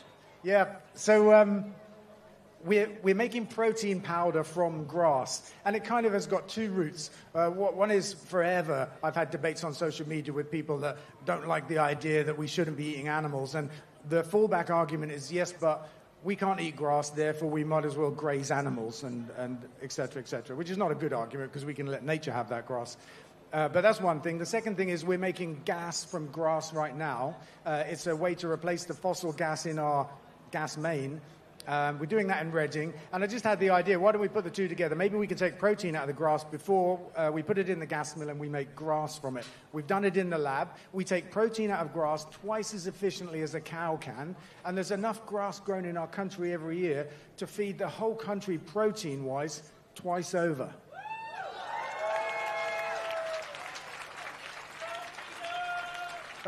Okay. Next up in your list of entrepreneurial ecological fantasticities, what about the electric aircraft? How's that coming? Yeah. We call it EcoJet, and basically it runs on hydrogen, using a fuel cell to turn the hydrogen into electricity with no combustion and no pollution, and then we run electric motors instead of kerosene-powered engines to drive propellers. We should be in the air by the end of this year, flying in... Awesome. Flying in Britain with a range of 300 miles to begin with, and I think it's a 70-seat capacitor airplane, so a proper airplane, proper routes. Give us 18 months, we'll be doing 500 miles and 90-seat capacity. Give us 2.5, 3 years, we'll be flying to Europe 1,000-mile range with no pollution at all.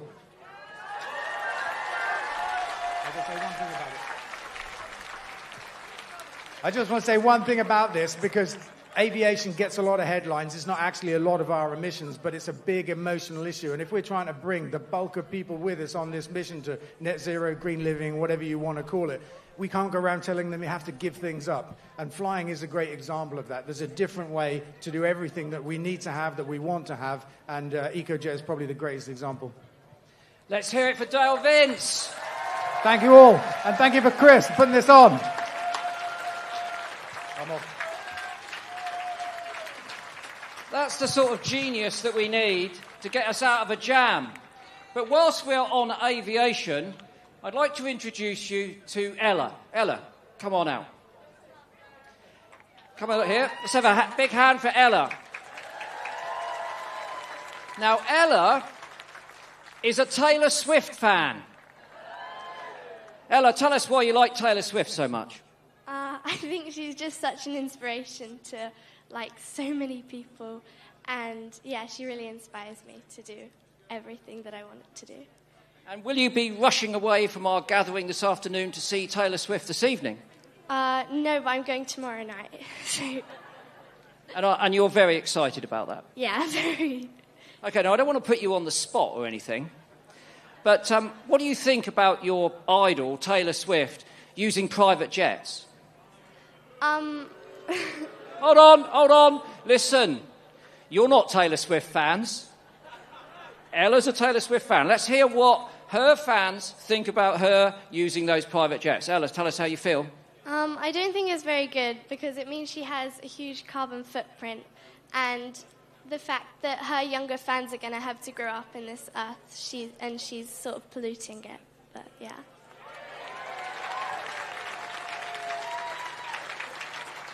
Ella, I know you're a fan of Taylor, but can you sing? Kind of. Well, I can't sing, so we'll both agree with kind of. But what I'd like to do, because I think, how many people are going to Wembley to see Taylor? What's the capacity? Do you know? It's about 90, 100,000, isn't it? 90,000, yeah. So there'll be 90,000 people at Wembley tonight. And the police have told us there's 80 to 100,000 people here today. So should we send Taylor a message? Taylor, give up your jets. Taylor, give up your jets. Taylor, give up your jets. Taylor, give up your jets.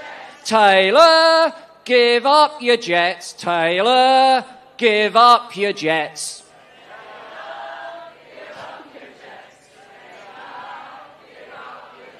Taylor, I said I couldn't sing. Give up your jets, Taylor. Give up your jets. Come on, we want it louder than this. We want all of those fans at Wembley to hear it. One more go. Taylor, give up your jets.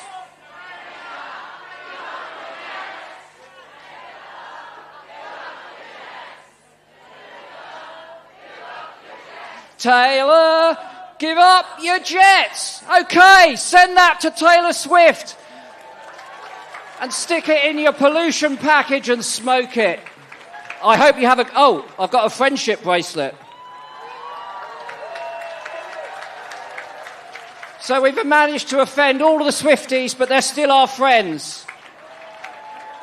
Testament to those young people. Ella, thank you very much for being so honest. You've stolen my microphone. You stole my one. There you go. Hello. I got one as well. What does yours say? Yours says Swift. It says, please leave me alone, don't pick on me anymore. All right. Message taken. Oh, no, hold on. I flipped it over and it said, I'm giving up my jets. I've realised the error of my ways. God, that happened quickly, didn't it? Gosh, she listened, she heard and she acted. Brilliant. Next up, we have a man who is probably much better at singing than you are. I mean, that's not that much of a stretch, is it? I think that I was singing along to him in 1979 at Southampton University, and I'd sent him a cassette of a band that I was playing in called the Titanic Survivors, asking if we could support his band, and he said no. But I'm not going to hold it against him, because he gave me teenage kicks all through the night, and now he's our greatest campaigner for fresh water in the UK. He is the one, the only, Virgil Sharkey. Let's hear it.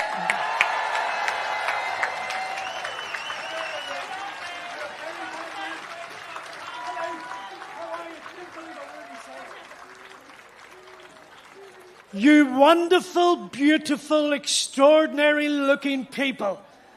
How glorious to see you all here. Give yourselves a thunderous round of applause for making it all this way. Champion.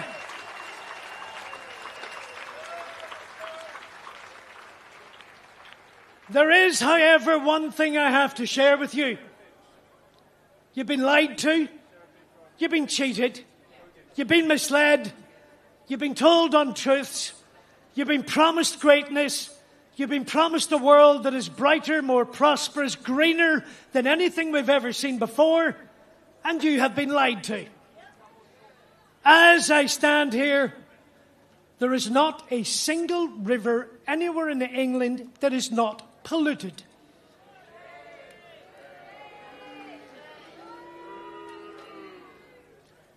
And one of the largest sources of that pollution is the water industry.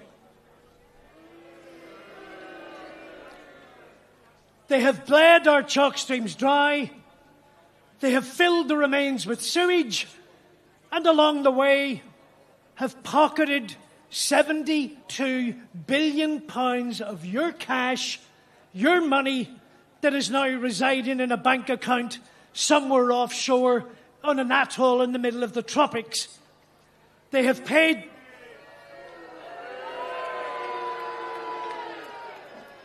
They have paid their executives unbelievably untold amounts of your money. To give you one simple example, there is a chief executive at just one water company who has been paid £27.7 million over the last 10 years.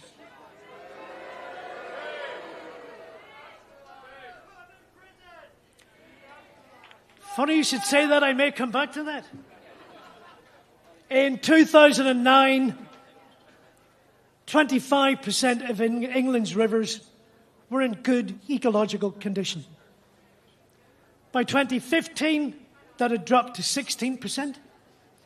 And as we stand here today, just 14% of England's rivers meet that level. The Environment Agency's current projection is by 2027, just 6% of England's rivers will be in good ecological condition, healthy, with a possible future. They have been exploited, they have been drained, and all of it to do nothing more than drive and motivate corporate greed, financial engineering, profiteering, and all of it underwritten and overseen by an incompetent, failing political system and a regulatory system that is unfit, is incompetent, is disabused, and should be demolished.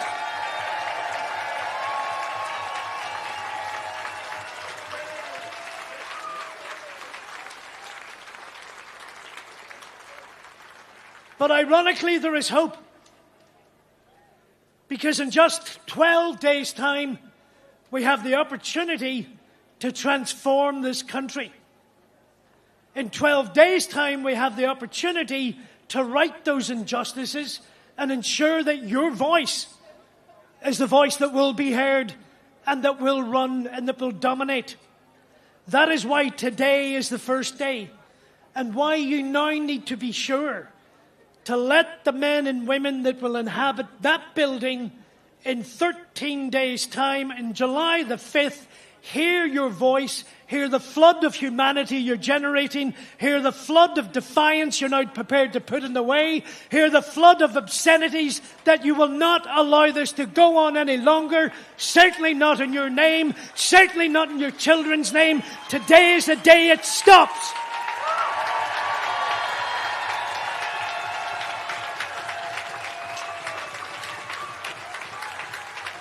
I need you to make a promise today. If, under a new government, this is not resolved in a meaningful, proactive, driven, ambitious way, with a government with a vision and determination, then we will want change, and we will want change for a second time. And if the needs be, promise me you will all be back here again, 2 times more, 3 times more, and if need be, we will come back 100 times and bring 1 million people.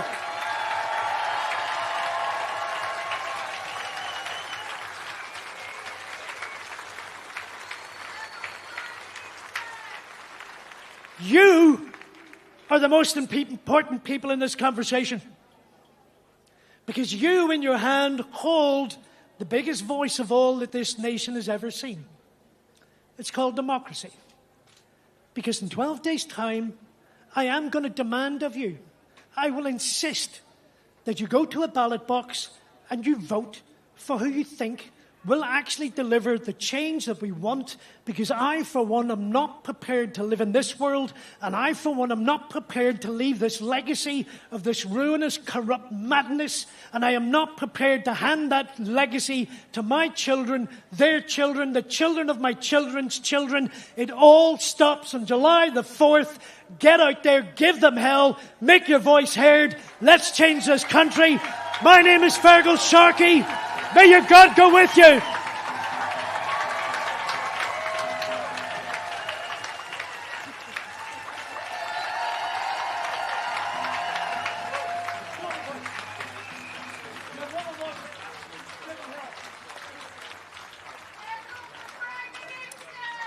I grew up listening to the Undertones, and I didn't think I could love Fergal Sharkey anymore. But then he started campaigning for wildlife. And, what a force to be reckoned with he is.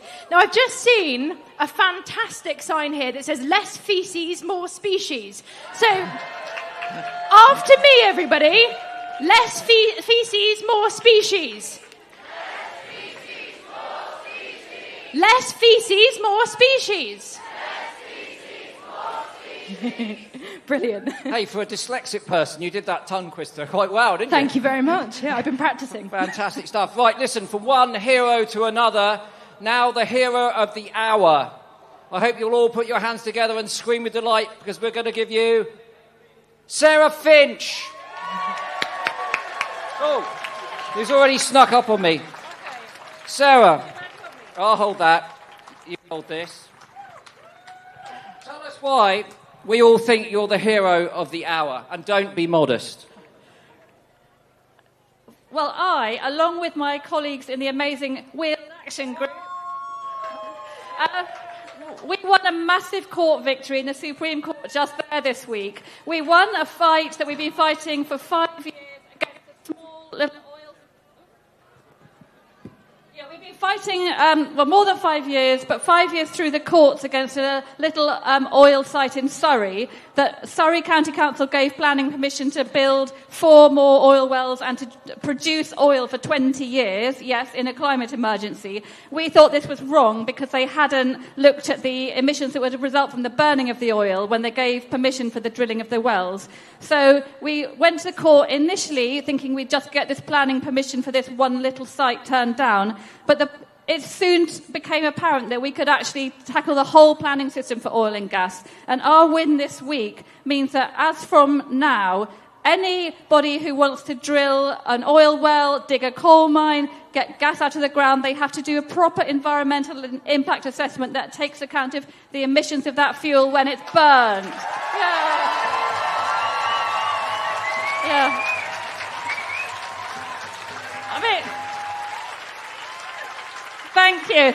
I mean, it sounds obvious, I think, to anyone here. You think the emissions from the oil that is burned is an impact of getting it out of the ground, because if you left it in the ground, it couldn't be burned and the emissions couldn't arrive. You'd be amazed how many lawyers we've heard working for the government, the oil company, West Cumbria coal mine, who else? Surrey County Council, saying that that wasn't the case. But we won, and that applies now not only to all future oil, gas and coal developments, but some that have been already permitted but are subject to legal challenge.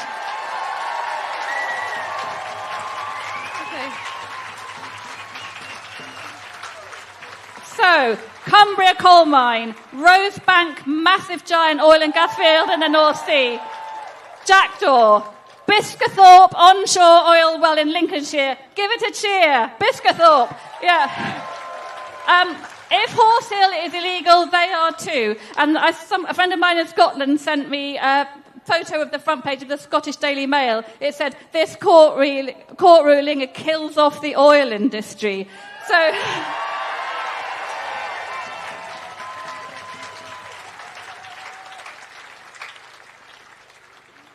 So thank you.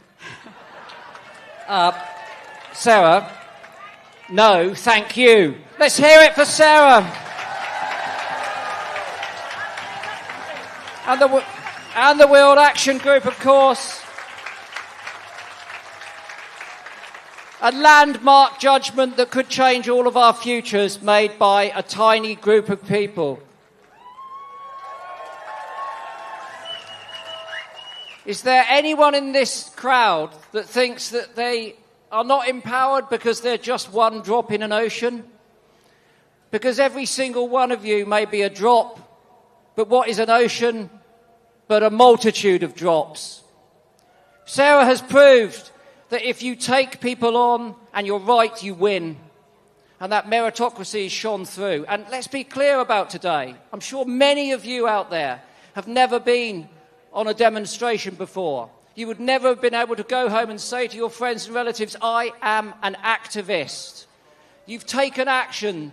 You've taken to the streets. You've empowered yourself to make a difference. You've used your voice. You are shouting above their noise. That is powerful. We are together powerful, and we must use that power. So, as Fergal says, this is not the beginning. It's the beginning that's going to run and run and run. Because on July the 5th, we'll be banging on that door, asking for what we need to restore nature now.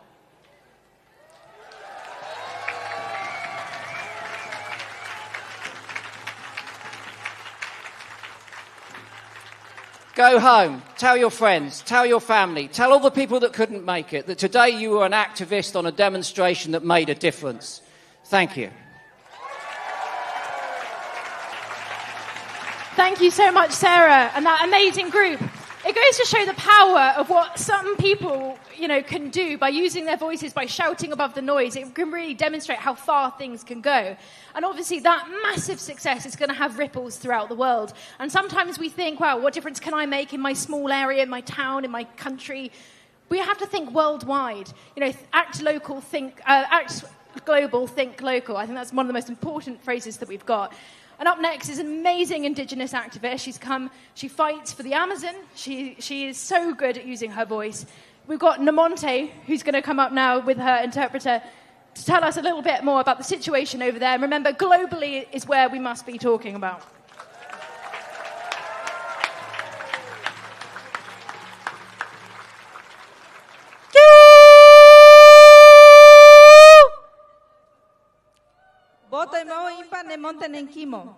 Mi nombre es Nemonte Nenquimo. Soy una mujer guaraní de la Amazonía del Ecuador. My name is Nemonte Nenquimo. I'm a Guarani woman from the Ecuadorian Amazon. He volado muy lejos. Me alegra mucho de ver aquí al frente que están hablando sobre la naturaleza, de cuidar, de respetar. I've come from very far away from the forests of the Amazon, and it makes me so happy and so proud to be amongst all of you today. I see that you love nature, you're speaking to nature, you're listening to nature, and I love this.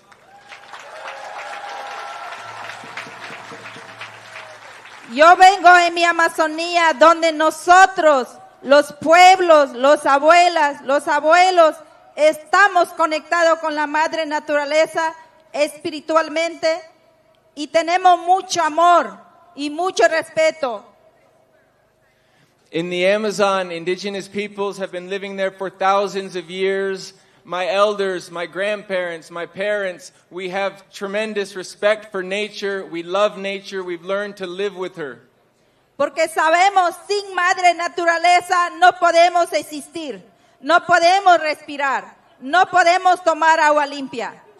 Because we know without Mother Nature we can't have water, we can't have air, we can't survive as people. Entonces, a mí me da mucha alegría. De esa forma nosotros podemos construir que se respeta la madre naturaleza, que se escucha. Only by coming together like we are today can we make sure that we can all join together and respect Mother Earth and protect Mother Earth. That's the only way forward. ¿Por qué digo eso? En último año donde nosotros vivimos, el gobierno ecuatoriano nos ha querido a devorar, nos ha querido destruir. Where I come from, in the Ecuadorian Amazon, the government continues to want to extract resources from indigenous territories from beneath the ground. They want to devour the earth. Nosotros, juntos con otros pueblos, hemos unido, hemos enfrentado, nos hemos dicho al gobierno no a la venta.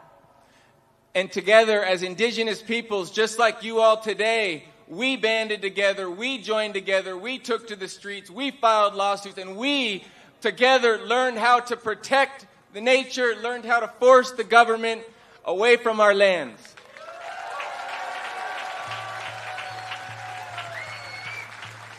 Nuestros abuelos, nuestra abuela han dicho, la gente menos conoce, más destruye. My elders always say that the people from the outside destroy so much because they know so little about our lands. Entonces, yo he venido como mujer dar el mensaje muy importante que todos podemos respetar a la madre naturaleza. Si nosotros no respetamos, estamos llevando a la destrucción de la vida. And that's why I'm here carrying a message. I want everybody to know who we are as indigenous peoples. I want you to know that the Amazon is giving us life. And I've come here so that we can learn to respect Mother Nature, because if we don't, Mother Nature will destroy us.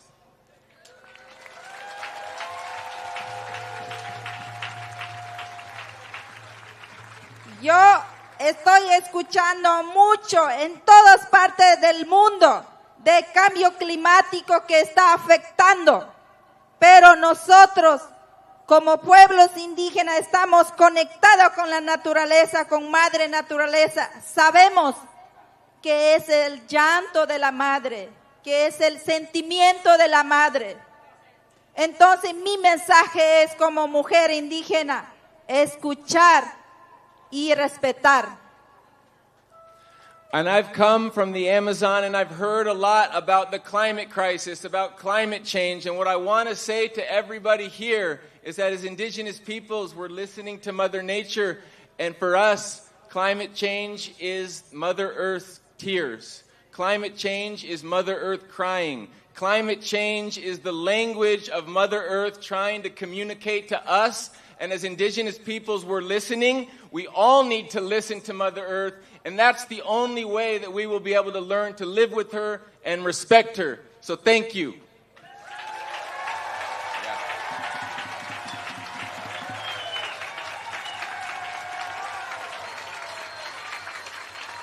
Thank you so much. Thank you. Amazing. When I was at university, my lecturer said, what are you going to be, when you leave uni? And I said, well, I quite like being an activist. And he raised his eyebrow at me. And I will always remember that expression on his face. But quite frankly, the activism badge is one I wear proudly. I wouldn't want to be anything else. Because if you're an activist, it means you're doing something. And doing something is better than doing nothing. Okay, and I'm really pleased now to hand over to Rebecca Wrigley from Rewilding Britain, because Rewilding Britain are doing something.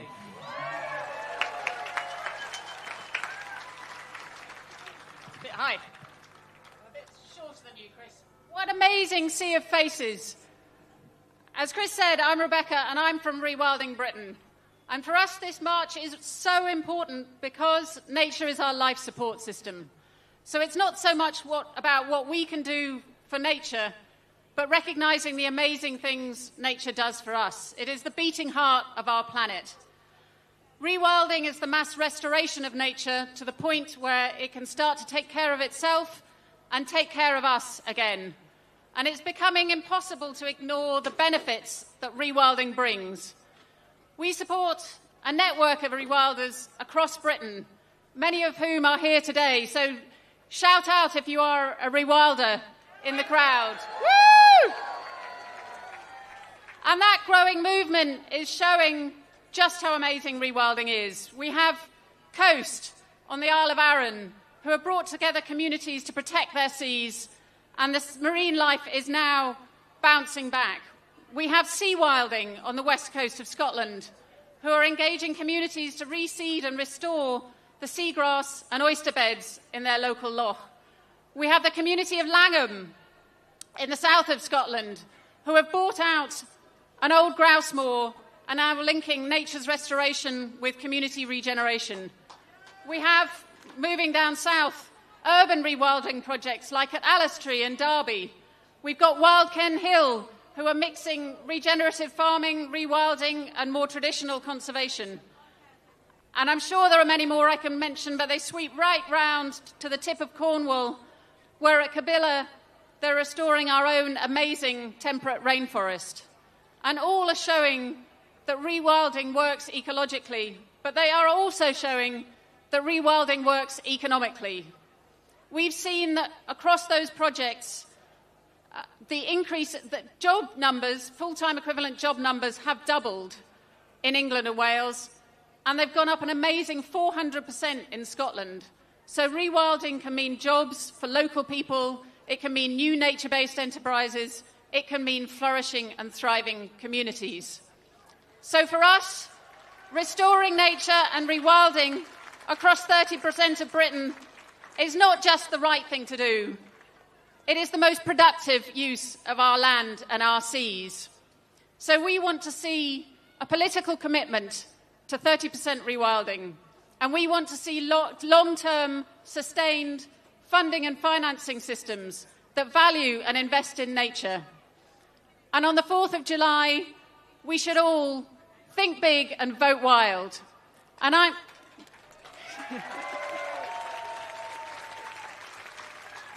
just going to hand over now to the amazing Flo Blackburn, who has done an exploration, a rewilding exploration around Europe for the film Why Not Scotland?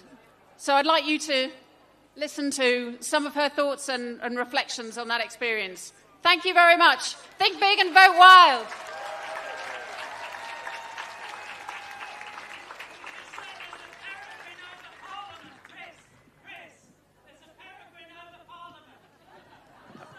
Okay, everyone, apparently there's a peregrine over Parliament. Let's hope it's in a predatory mood.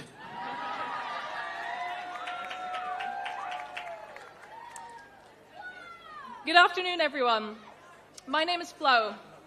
Last year, I travelled to several nature restoration projects in Europe for a rewilding film called Why Not Scotland, to compare what I saw there with what I know from growing up in rural Scotland. Like the UK as a whole, one of the most nature-depleted countries in the world. It was a story of eco-anxiety and despair, turning slowly into hope along the journey. And so I wanted to describe some experiences I had, which enabled me to go from being consumed by eco-anxiety to having a spark of hope again, despite all that we have lost. The loudest dawn choruses I have ever heard in each town and village I visited. In Poland and Germany, I heard multiple cuckoos every single day, almost everywhere I went. Coexistence between people, brown bears and wolves in rural Italy. People proud of the predators they live alongside. And the local economy benefiting from tourists and volunteers coming to see them. Austrians in Vienna living alongside 230 beavers within the city limits. While Austria as a whole has around 8,000 beavers, Norway 70,000, and Poland 125,000, all three countries having previously hunted their beavers to near or full extinction over 100 years ago. Previously drained fields reflooded and teeming with life once again. Swampland expanding so far that after an hour of walking, we were not yet at the end of it. Insects, so plentiful that their beating wings created a loud, constant hum, joined by the triumphant chorus of frogs and clamorous birdsong of those thriving on such abundant insect life. And finally, miles and miles of forest sitting on land that was fully deforested 100 years ago.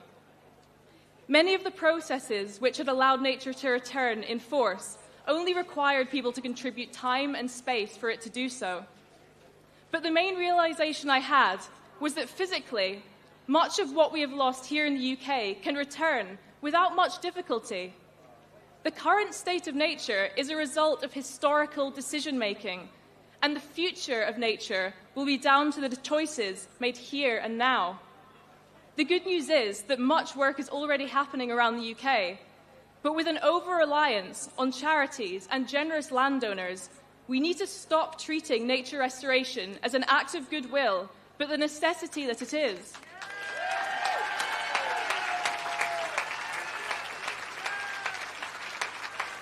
So don't let anyone tell you that what we are demanding today is a kindness. Protecting the natural world isn't kind, but necessary for everyone's survival. Thank you.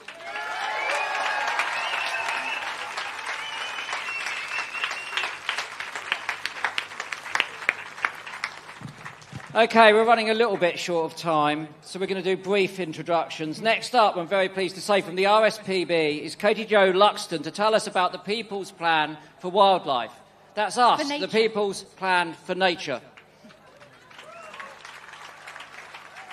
Hi, folks. It's great to be here. I'm Katie Jo Luxton. I'm the Global Conservation Director for the RSPB. People quite often ask me why I'm always so optimistic and so positive about the future in the face of all the wildlife declines that we see and the warming planet and the pressures we're putting on nature. And quite simply, it is because I work for an organisation and I work in a movement where every day I see action that brings me hope. Action on the ground where we're turning things around. We just need to scale it up and we need to go faster.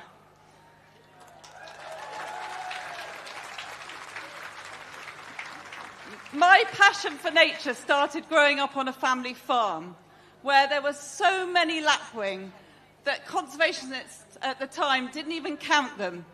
They called them an assemblage of common upland birds. Today, in Wales, in that part of the world where I'm from, there are probably 500 pairs of breeding lapwing in total. They are really rare. They are part of the 38 million birds we've lost from our skies during my lifetime. But on nature reserves, we are bucking that trend. Conservation scientists have done patient research. Wardens have worked really hard to get the exact recipe of habitat management for lapwing. And we are bringing them back. And the birds have returned. So much so, I would call some of our nature reserves lapwing factories. But it isn't going to be enough just to have lapwing on isolated nature reserves. We have to connect them up, and that's where we need politicians and government to act on the frameworks for nature, the financial and the policy frameworks that will enable farmers to get a pay rise if they work for nature and transition to nature and climate-friendly farming. The other thing that gives me hope every day is people. All of you people here today energise me and give us strength and passion to carry on this fight.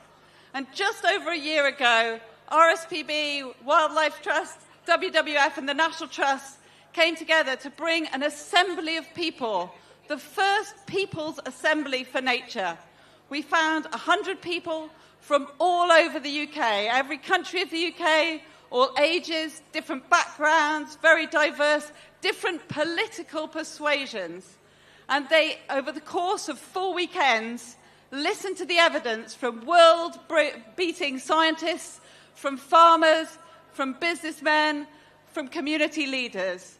They discussed, they debated, they really wrestled, but they found solutions.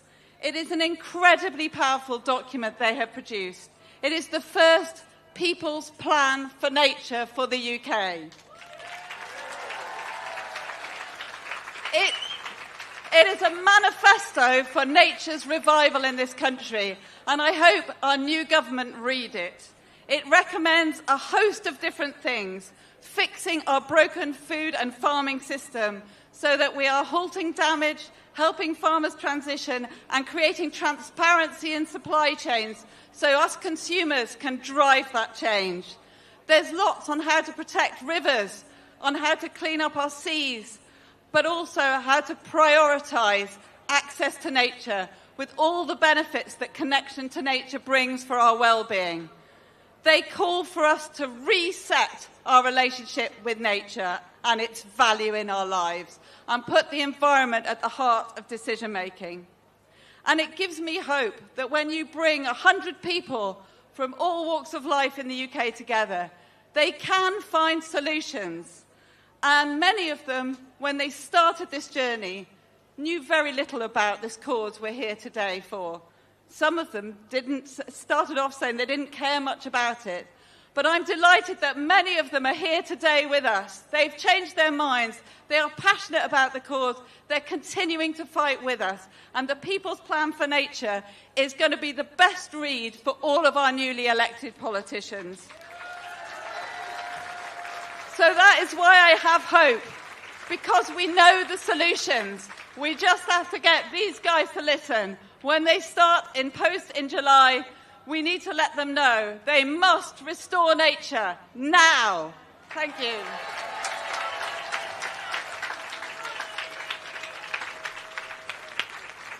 Thank you so much, Katie. So important that we're shouting louder than ever for our new government to really, really push that narrative forward.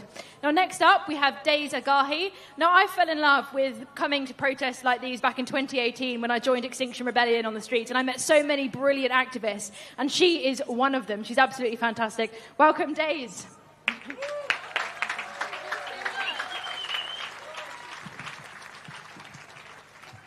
Thank you so much for adjusting the mic for mini-me. First of all, I would actually like for everyone to clap for themselves today, because thank you so much for showing up.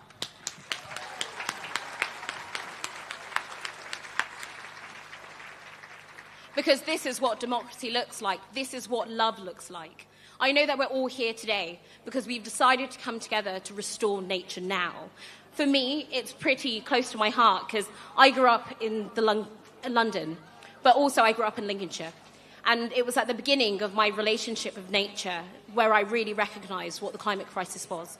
It's because I fell in love with nature. I knew that when the climate is in crisis, I need to stand up. And that is what each and every one of you guys are doing today.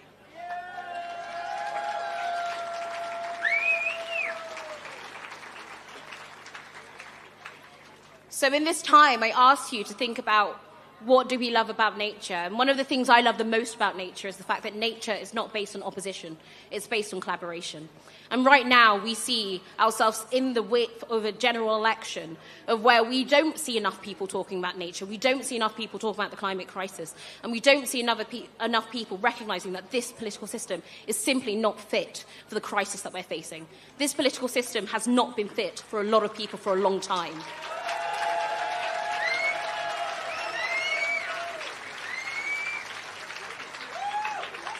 We have to recognize that in nature, I remember there was a beautiful fact around trees, how trees, they connected underneath the ground, and they use nutrients and send it over when it's needed. They act in community, and this is what we're asking. We're asking for Parliament to recognise the space of community. We're asking Parliament to become a community. This is why Extinction Rebellion, we talk about citizens' assemblies, where the average citizen gets a chance to be part of democracy. Imagine if just a few of us were there to help implement policy on not just our communities, but our nature. That would have a massive change on the impact of where the climate crisis is going. And we need to recognise that restoring nature is a large part of this. We know the way that biodiversity can affect our carbon mitigation. We know this already. And we know that with nature, we can birth new worlds. And this is why we need to recognise that we are part of an ecosystem. We aren't the stewards here. We aren't the people who are in charge. We need to fall back into being in love with the natural world and being part of this ecosystem. And we need to do our duty to reverse the harm that's already been caused. I'm a true lover that humanity is love, and this is us showing love, and democracy is love. Thank you so much, everyone.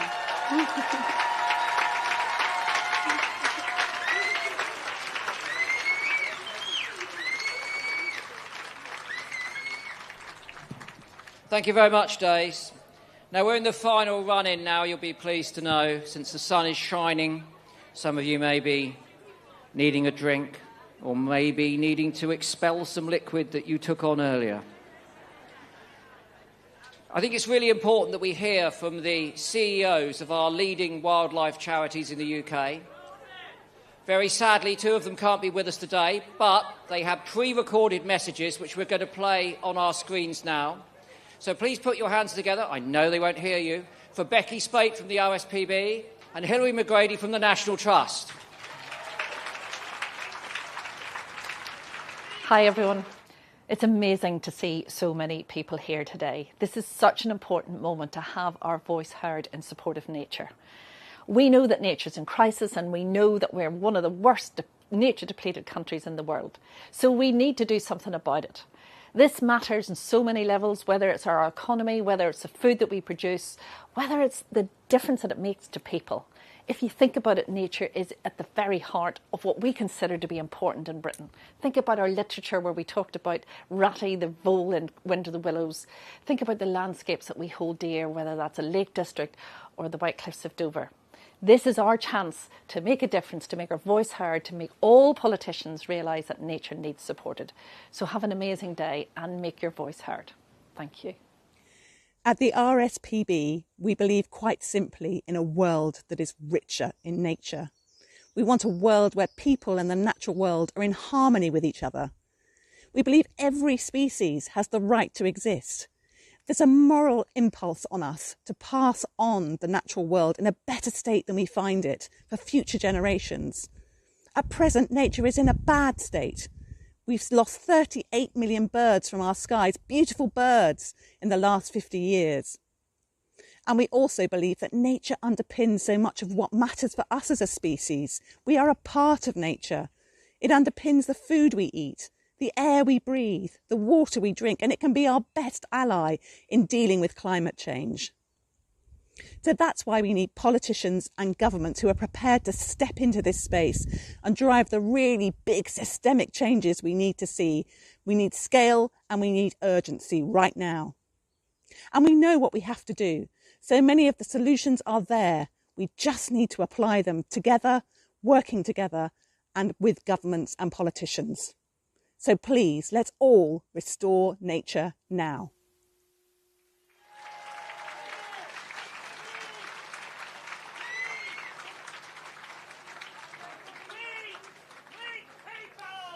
Now, we're all here standing alongside so many different organisations. Looking out in the crowd, I can see Wildlife Trust, I can see Born Free. What else have we got? RSPB, Extinction Rebellion, Just Stop Oil. All of us here for that common focus, that commonality of a mission to restore nature now.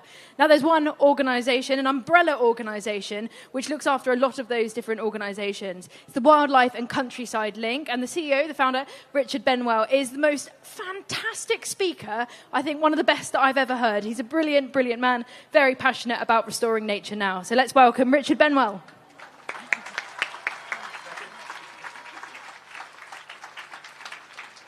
Good afternoon, everybody. It's wonderful to see you lovely nature lovers. Has everybody still got some energy? That's great news because I'm going to talk about politics. I'm going to talk about politics because every general election is a chance for change. It's a turning point. And whoever wins this time, it's our chance to check our collective compass and take the temperature of the nation. And you don't need me to tell you that the temperature is rising. It's rising literally, and it's rising because nature loss is making people's blood boil. Because time and again, we've come to these turning points and we've gone down the wrong path. Time after time, the politicians put short-term gain over the future of our natural world. They think nature's a nice to have, and they resort to drawing ever smaller rings around fading pockets of wildlife, while millions of people live greenless and grey lives. The implication? You don't need me to recite the list of doom, 1 in 6 species at risk of extinction, not a single water body in good condition, tens of thousands of lives cut short every year by pollution. But friends, even when the going gets tough, we are not powerless. We have the power of science on our side. So it's hats off to the ornithologists, the mycologists, the botanists, the chiropterologists who get out every day, whatever the weather. It's hats off to you guys, everyone who sat in the big garden birdwatch begging their blue tit to turn up, or who's got their feet wet going out testing their local river. And we have the power of campaigning on our side, from the ace advocates who defended the nature directives to the hundreds of thousands of you who helped us win the world's first legally binding target for nature. And we have the power of the law. Oceana, out there defending our seas. Wild Justice, fighting down unsustainable shoots. Sarah Finch, fighting for our climate. They're out there with the power of campaigning, of law, of science, and we've proven that we can win.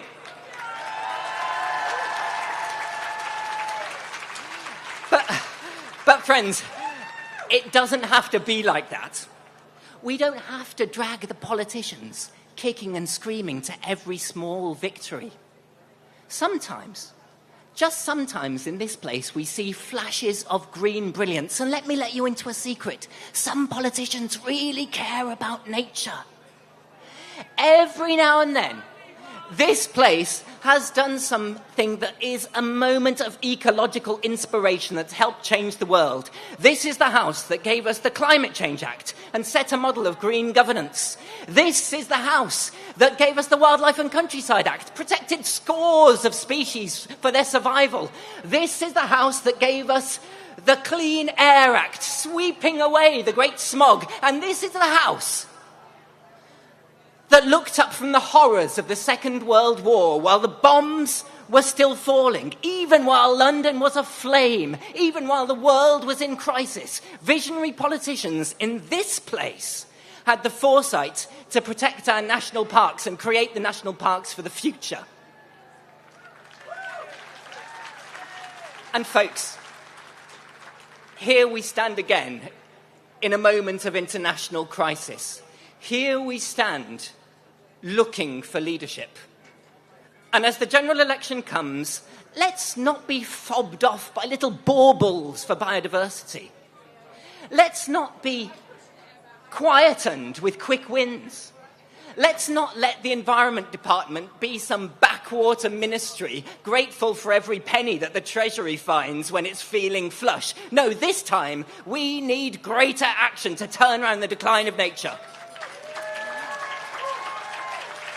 And friends, a final thought. Let's not let the politicians do it without help. We're here to help you, politicians. Let's speak with one voice and let's ask for the big things. When the general election comes, let's not be fobbed up with a pittance of pennies for biodiversity. Let's make sure that we're redoubling our spending for wildlife-friendly farming, fisheries and forestry. Let's not let the big polluters continue to free ride and get away with taking more from our environment that they give. Let's make the polluters pay.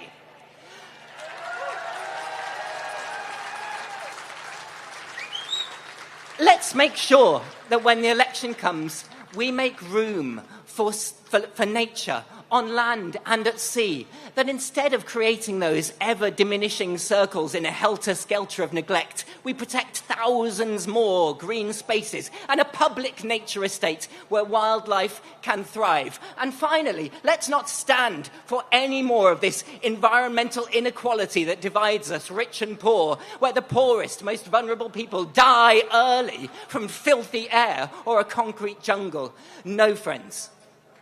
This is time for change. So when the general election comes, let's make sure that this time we don't go down the wrong path. Let's make sure that we're there standing, pointing the way and turn to a better future for nature. Let's make sure that we show them the way to restore nature now.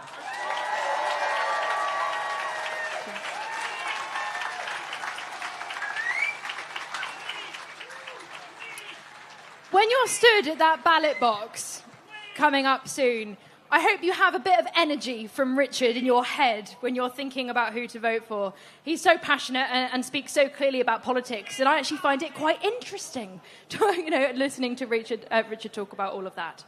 Now, next up, very last but very definitely not least, we are coming up, rounding to an end. We've got Craig Bennett, who's the CEO of the Wildlife Trust. He's a fantastic advocate, of course, using his voice for nature, but also guiding the Wildlife Trust through this really important transition. Craig. Thank you, Megan. Hello, everyone. Have you been having a good time?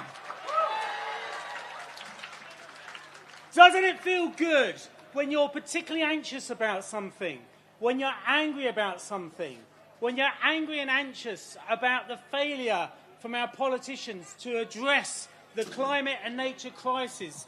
Doesn't it feel good to come together with friends that feel the same way and want to do something about it?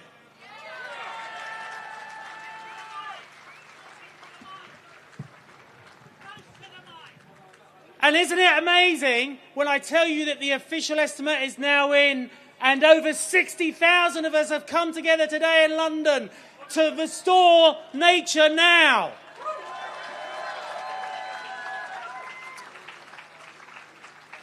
The fact is The British public get it. Just over 3 weeks ago, the Wildlife Trust commissioned a poll from Savanta which said that 79% of the British public get that nature is critical for the economy and our well-being. The British public are way ahead of politicians on this issue. Too often when politicians talk about the economy, they talk about it as something that's completely separate from this beautiful planet on which we live.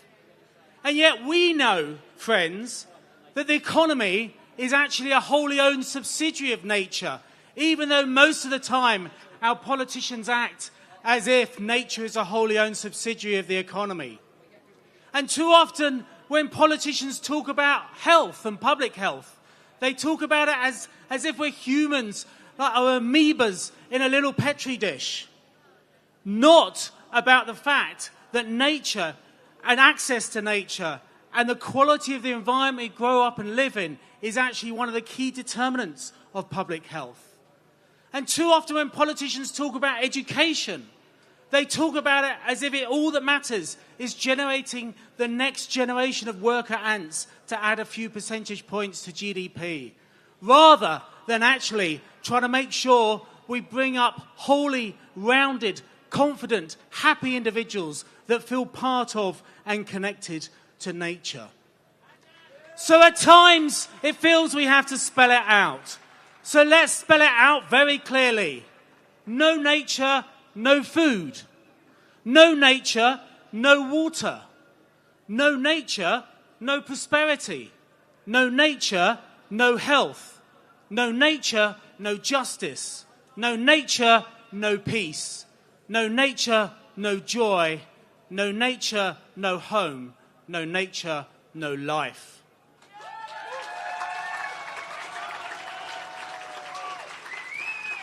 But you know what's even more frustrating? We actually know how to turn this around. We know how to tackle the climate crisis, and we know how to restore nature now. Very simply, we have to make more space for nature. We've agreed globally to get at least 30% of our land, inland waters and sea in recovery for nature by 2030. England is currently at 3%. That's a lot to do in the next 5 to 6 years. But we have to make more space for nature and make sure that space is joined up. We have to restore the abundance of nature. For example, by cutting the huge overuse of pesticides and making sure that we can see nature in abundance again. And we also have to get nature working again. Novel concepts like making sure our wetlands are wet, the restoring our peat bogs, and reintroducing missing species like beavers and the missing lynx. And we have to connect people and nature again. But let's be clear, we don't have to just restore nature. We need to do it now, and we have to do it urgently. You know, so many of those targets, those legally binding targets, international targets about tackling the climate crisis and restoring nature, are set on what needs to happen by 2030.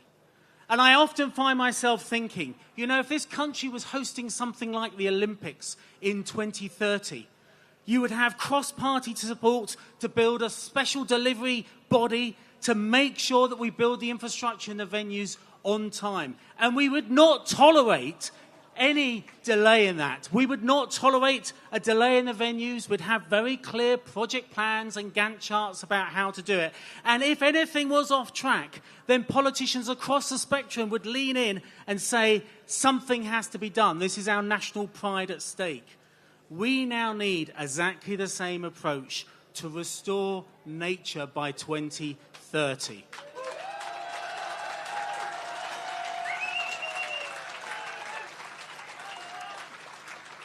You know, the real test for the next government is not just that they do a little bit better than the governments that came before them. And you fear that's what might be said.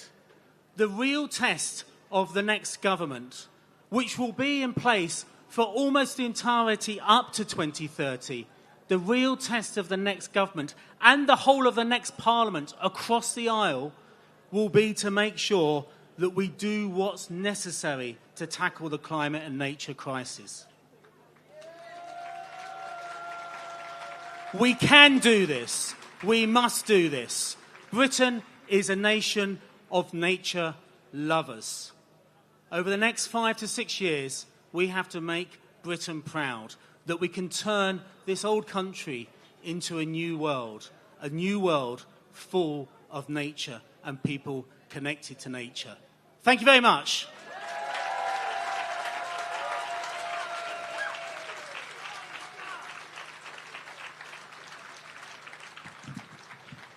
Fantastic stuff. Thank you very much, Craig.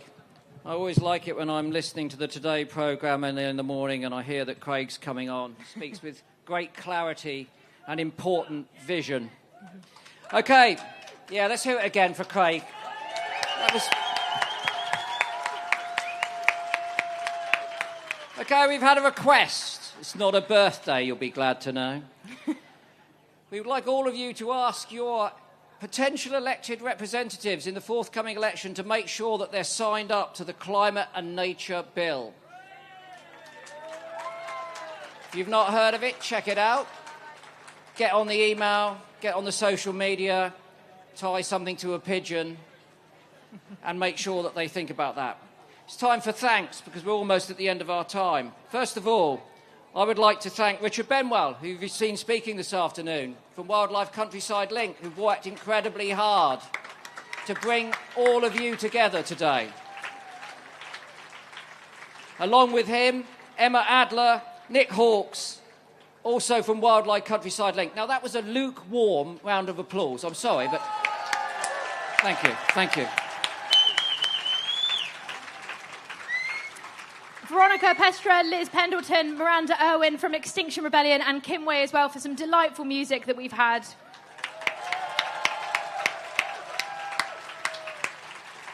Stephen Roddy and Luke Phillips from the RSPB, come on! Emma Callicott from WWF. Alex Burrows and his team, the events manager this afternoon. Let's hear it for them. And we have the Art Factory, who have created some beautiful banners, posters, all of the illustrations that you see around you. Huge congratulations to the Art Factory. Dressed as a mushroom. Magnificent. I can't identify the species at this range, but nevertheless it's superb. OK, next up, all of the stewards and all of the police that work so hard to make us safe this afternoon. And very definitely last but not least, Emma Smart and Fabian Harrison, who this would not be possible without. They have been instrumental in organising all of this, organising all of the organisations that are here. Without them, Fabian is tucked away at the minute in a van, producing the live stream, doing all the technical side of it. Emma Smart is keeping us on time over this side of the stage. A huge round of applause for Emma and Fabian.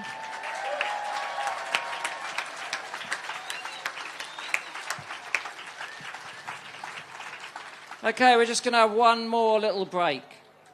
So can I ask you, if you feel it necessary, to close your eyes and immerse yourself in this little bit of joyous nature?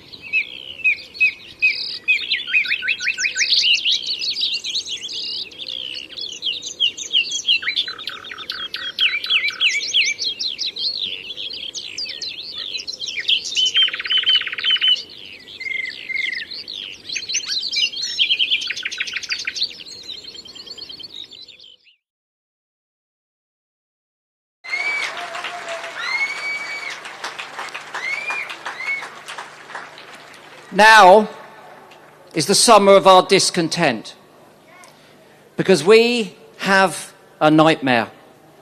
Since Frankie Goes to Hollywood told us to relax, 600 million birds across Europe have vanished, including 65% of our cuckoos and 90% of our nightingales.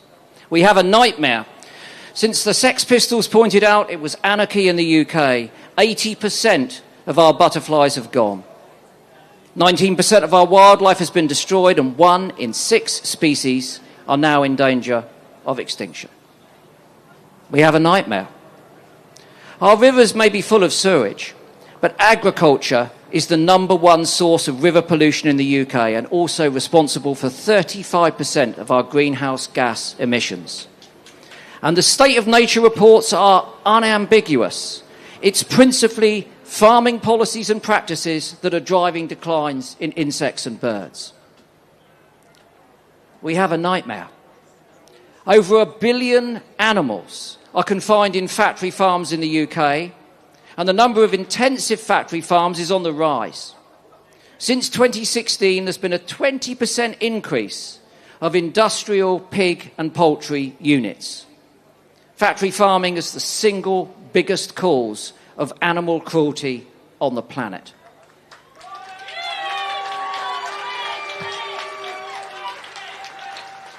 We have a nightmare. Foxes are still ripped to pieces for fun by entitled savages, and at the cost of £60 million of our money, we've exterminated 230,000 badgers in an inhumane, unethical and wholly ineffective cull. That's half the UK badger population. It's tragic. We have a nightmare. It's estimated that 1.7 million animals are trapped in snares every year in the UK. Almost a third of satellite-tracked golden eagles have died in suspicious circumstances, and woodcock, snipe, golden plover and pochard are still legally shot despite being in serious decline. It's madness. We have a nightmare. 92% of our marine protected areas are not protected from destructive fishing. And last year, these so-called marine nature reserves were subjected to 100,000 hours of industrial fishing and 33,000 hours of bottom trawling. They are not protected. They are being trashed. We really have a nightmare. 2023 was confirmed as the warmest year going back to 1850. And this May marked the 12th month of record-breaking heat in a row. And yet, whilst the world has been roasting, they have handed major oil companies 53 new drilling licenses, including Rosebank, the biggest undeveloped oil and gas field in the North Sea. But it doesn't have to be like this. It doesn't have to be like this. Because we can restore nature now. And we will restore nature now.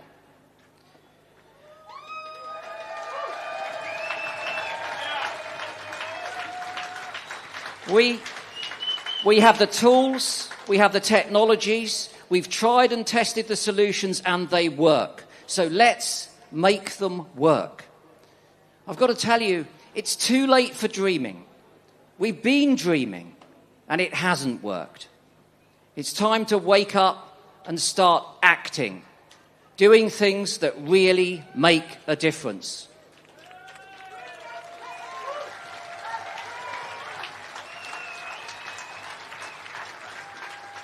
Because there is no longer a choice. The simple truth is, this is our last stand for nature. Now is the time to stand up and start fighting for all of the life that we love so much. That's not just me and us and them. It's every one of you. Because you can make the difference. You must make the difference. You will make the difference.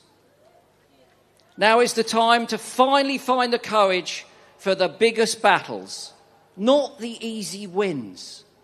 Another dormouse reintroduction won't save biodiversity, but radically reformed, sustainable farming, fishing and forestry policies will. So let's bang on that door until we get them.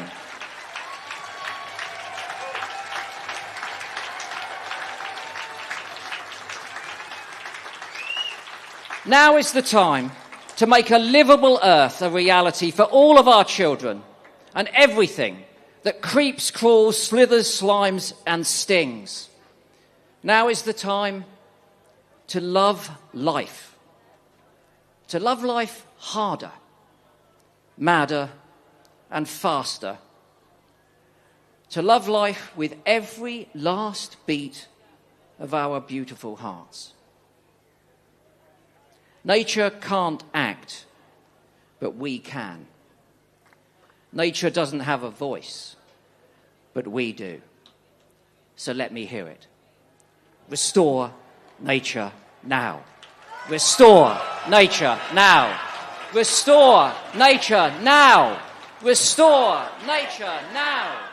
Restore nature now. Restore nature now. Restore nature now.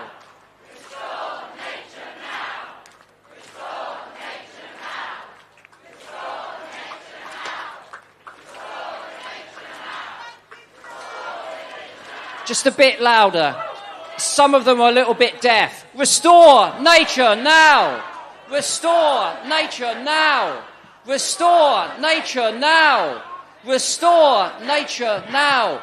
80 to 100,000 people are saying, restore nature now. Restore nature now.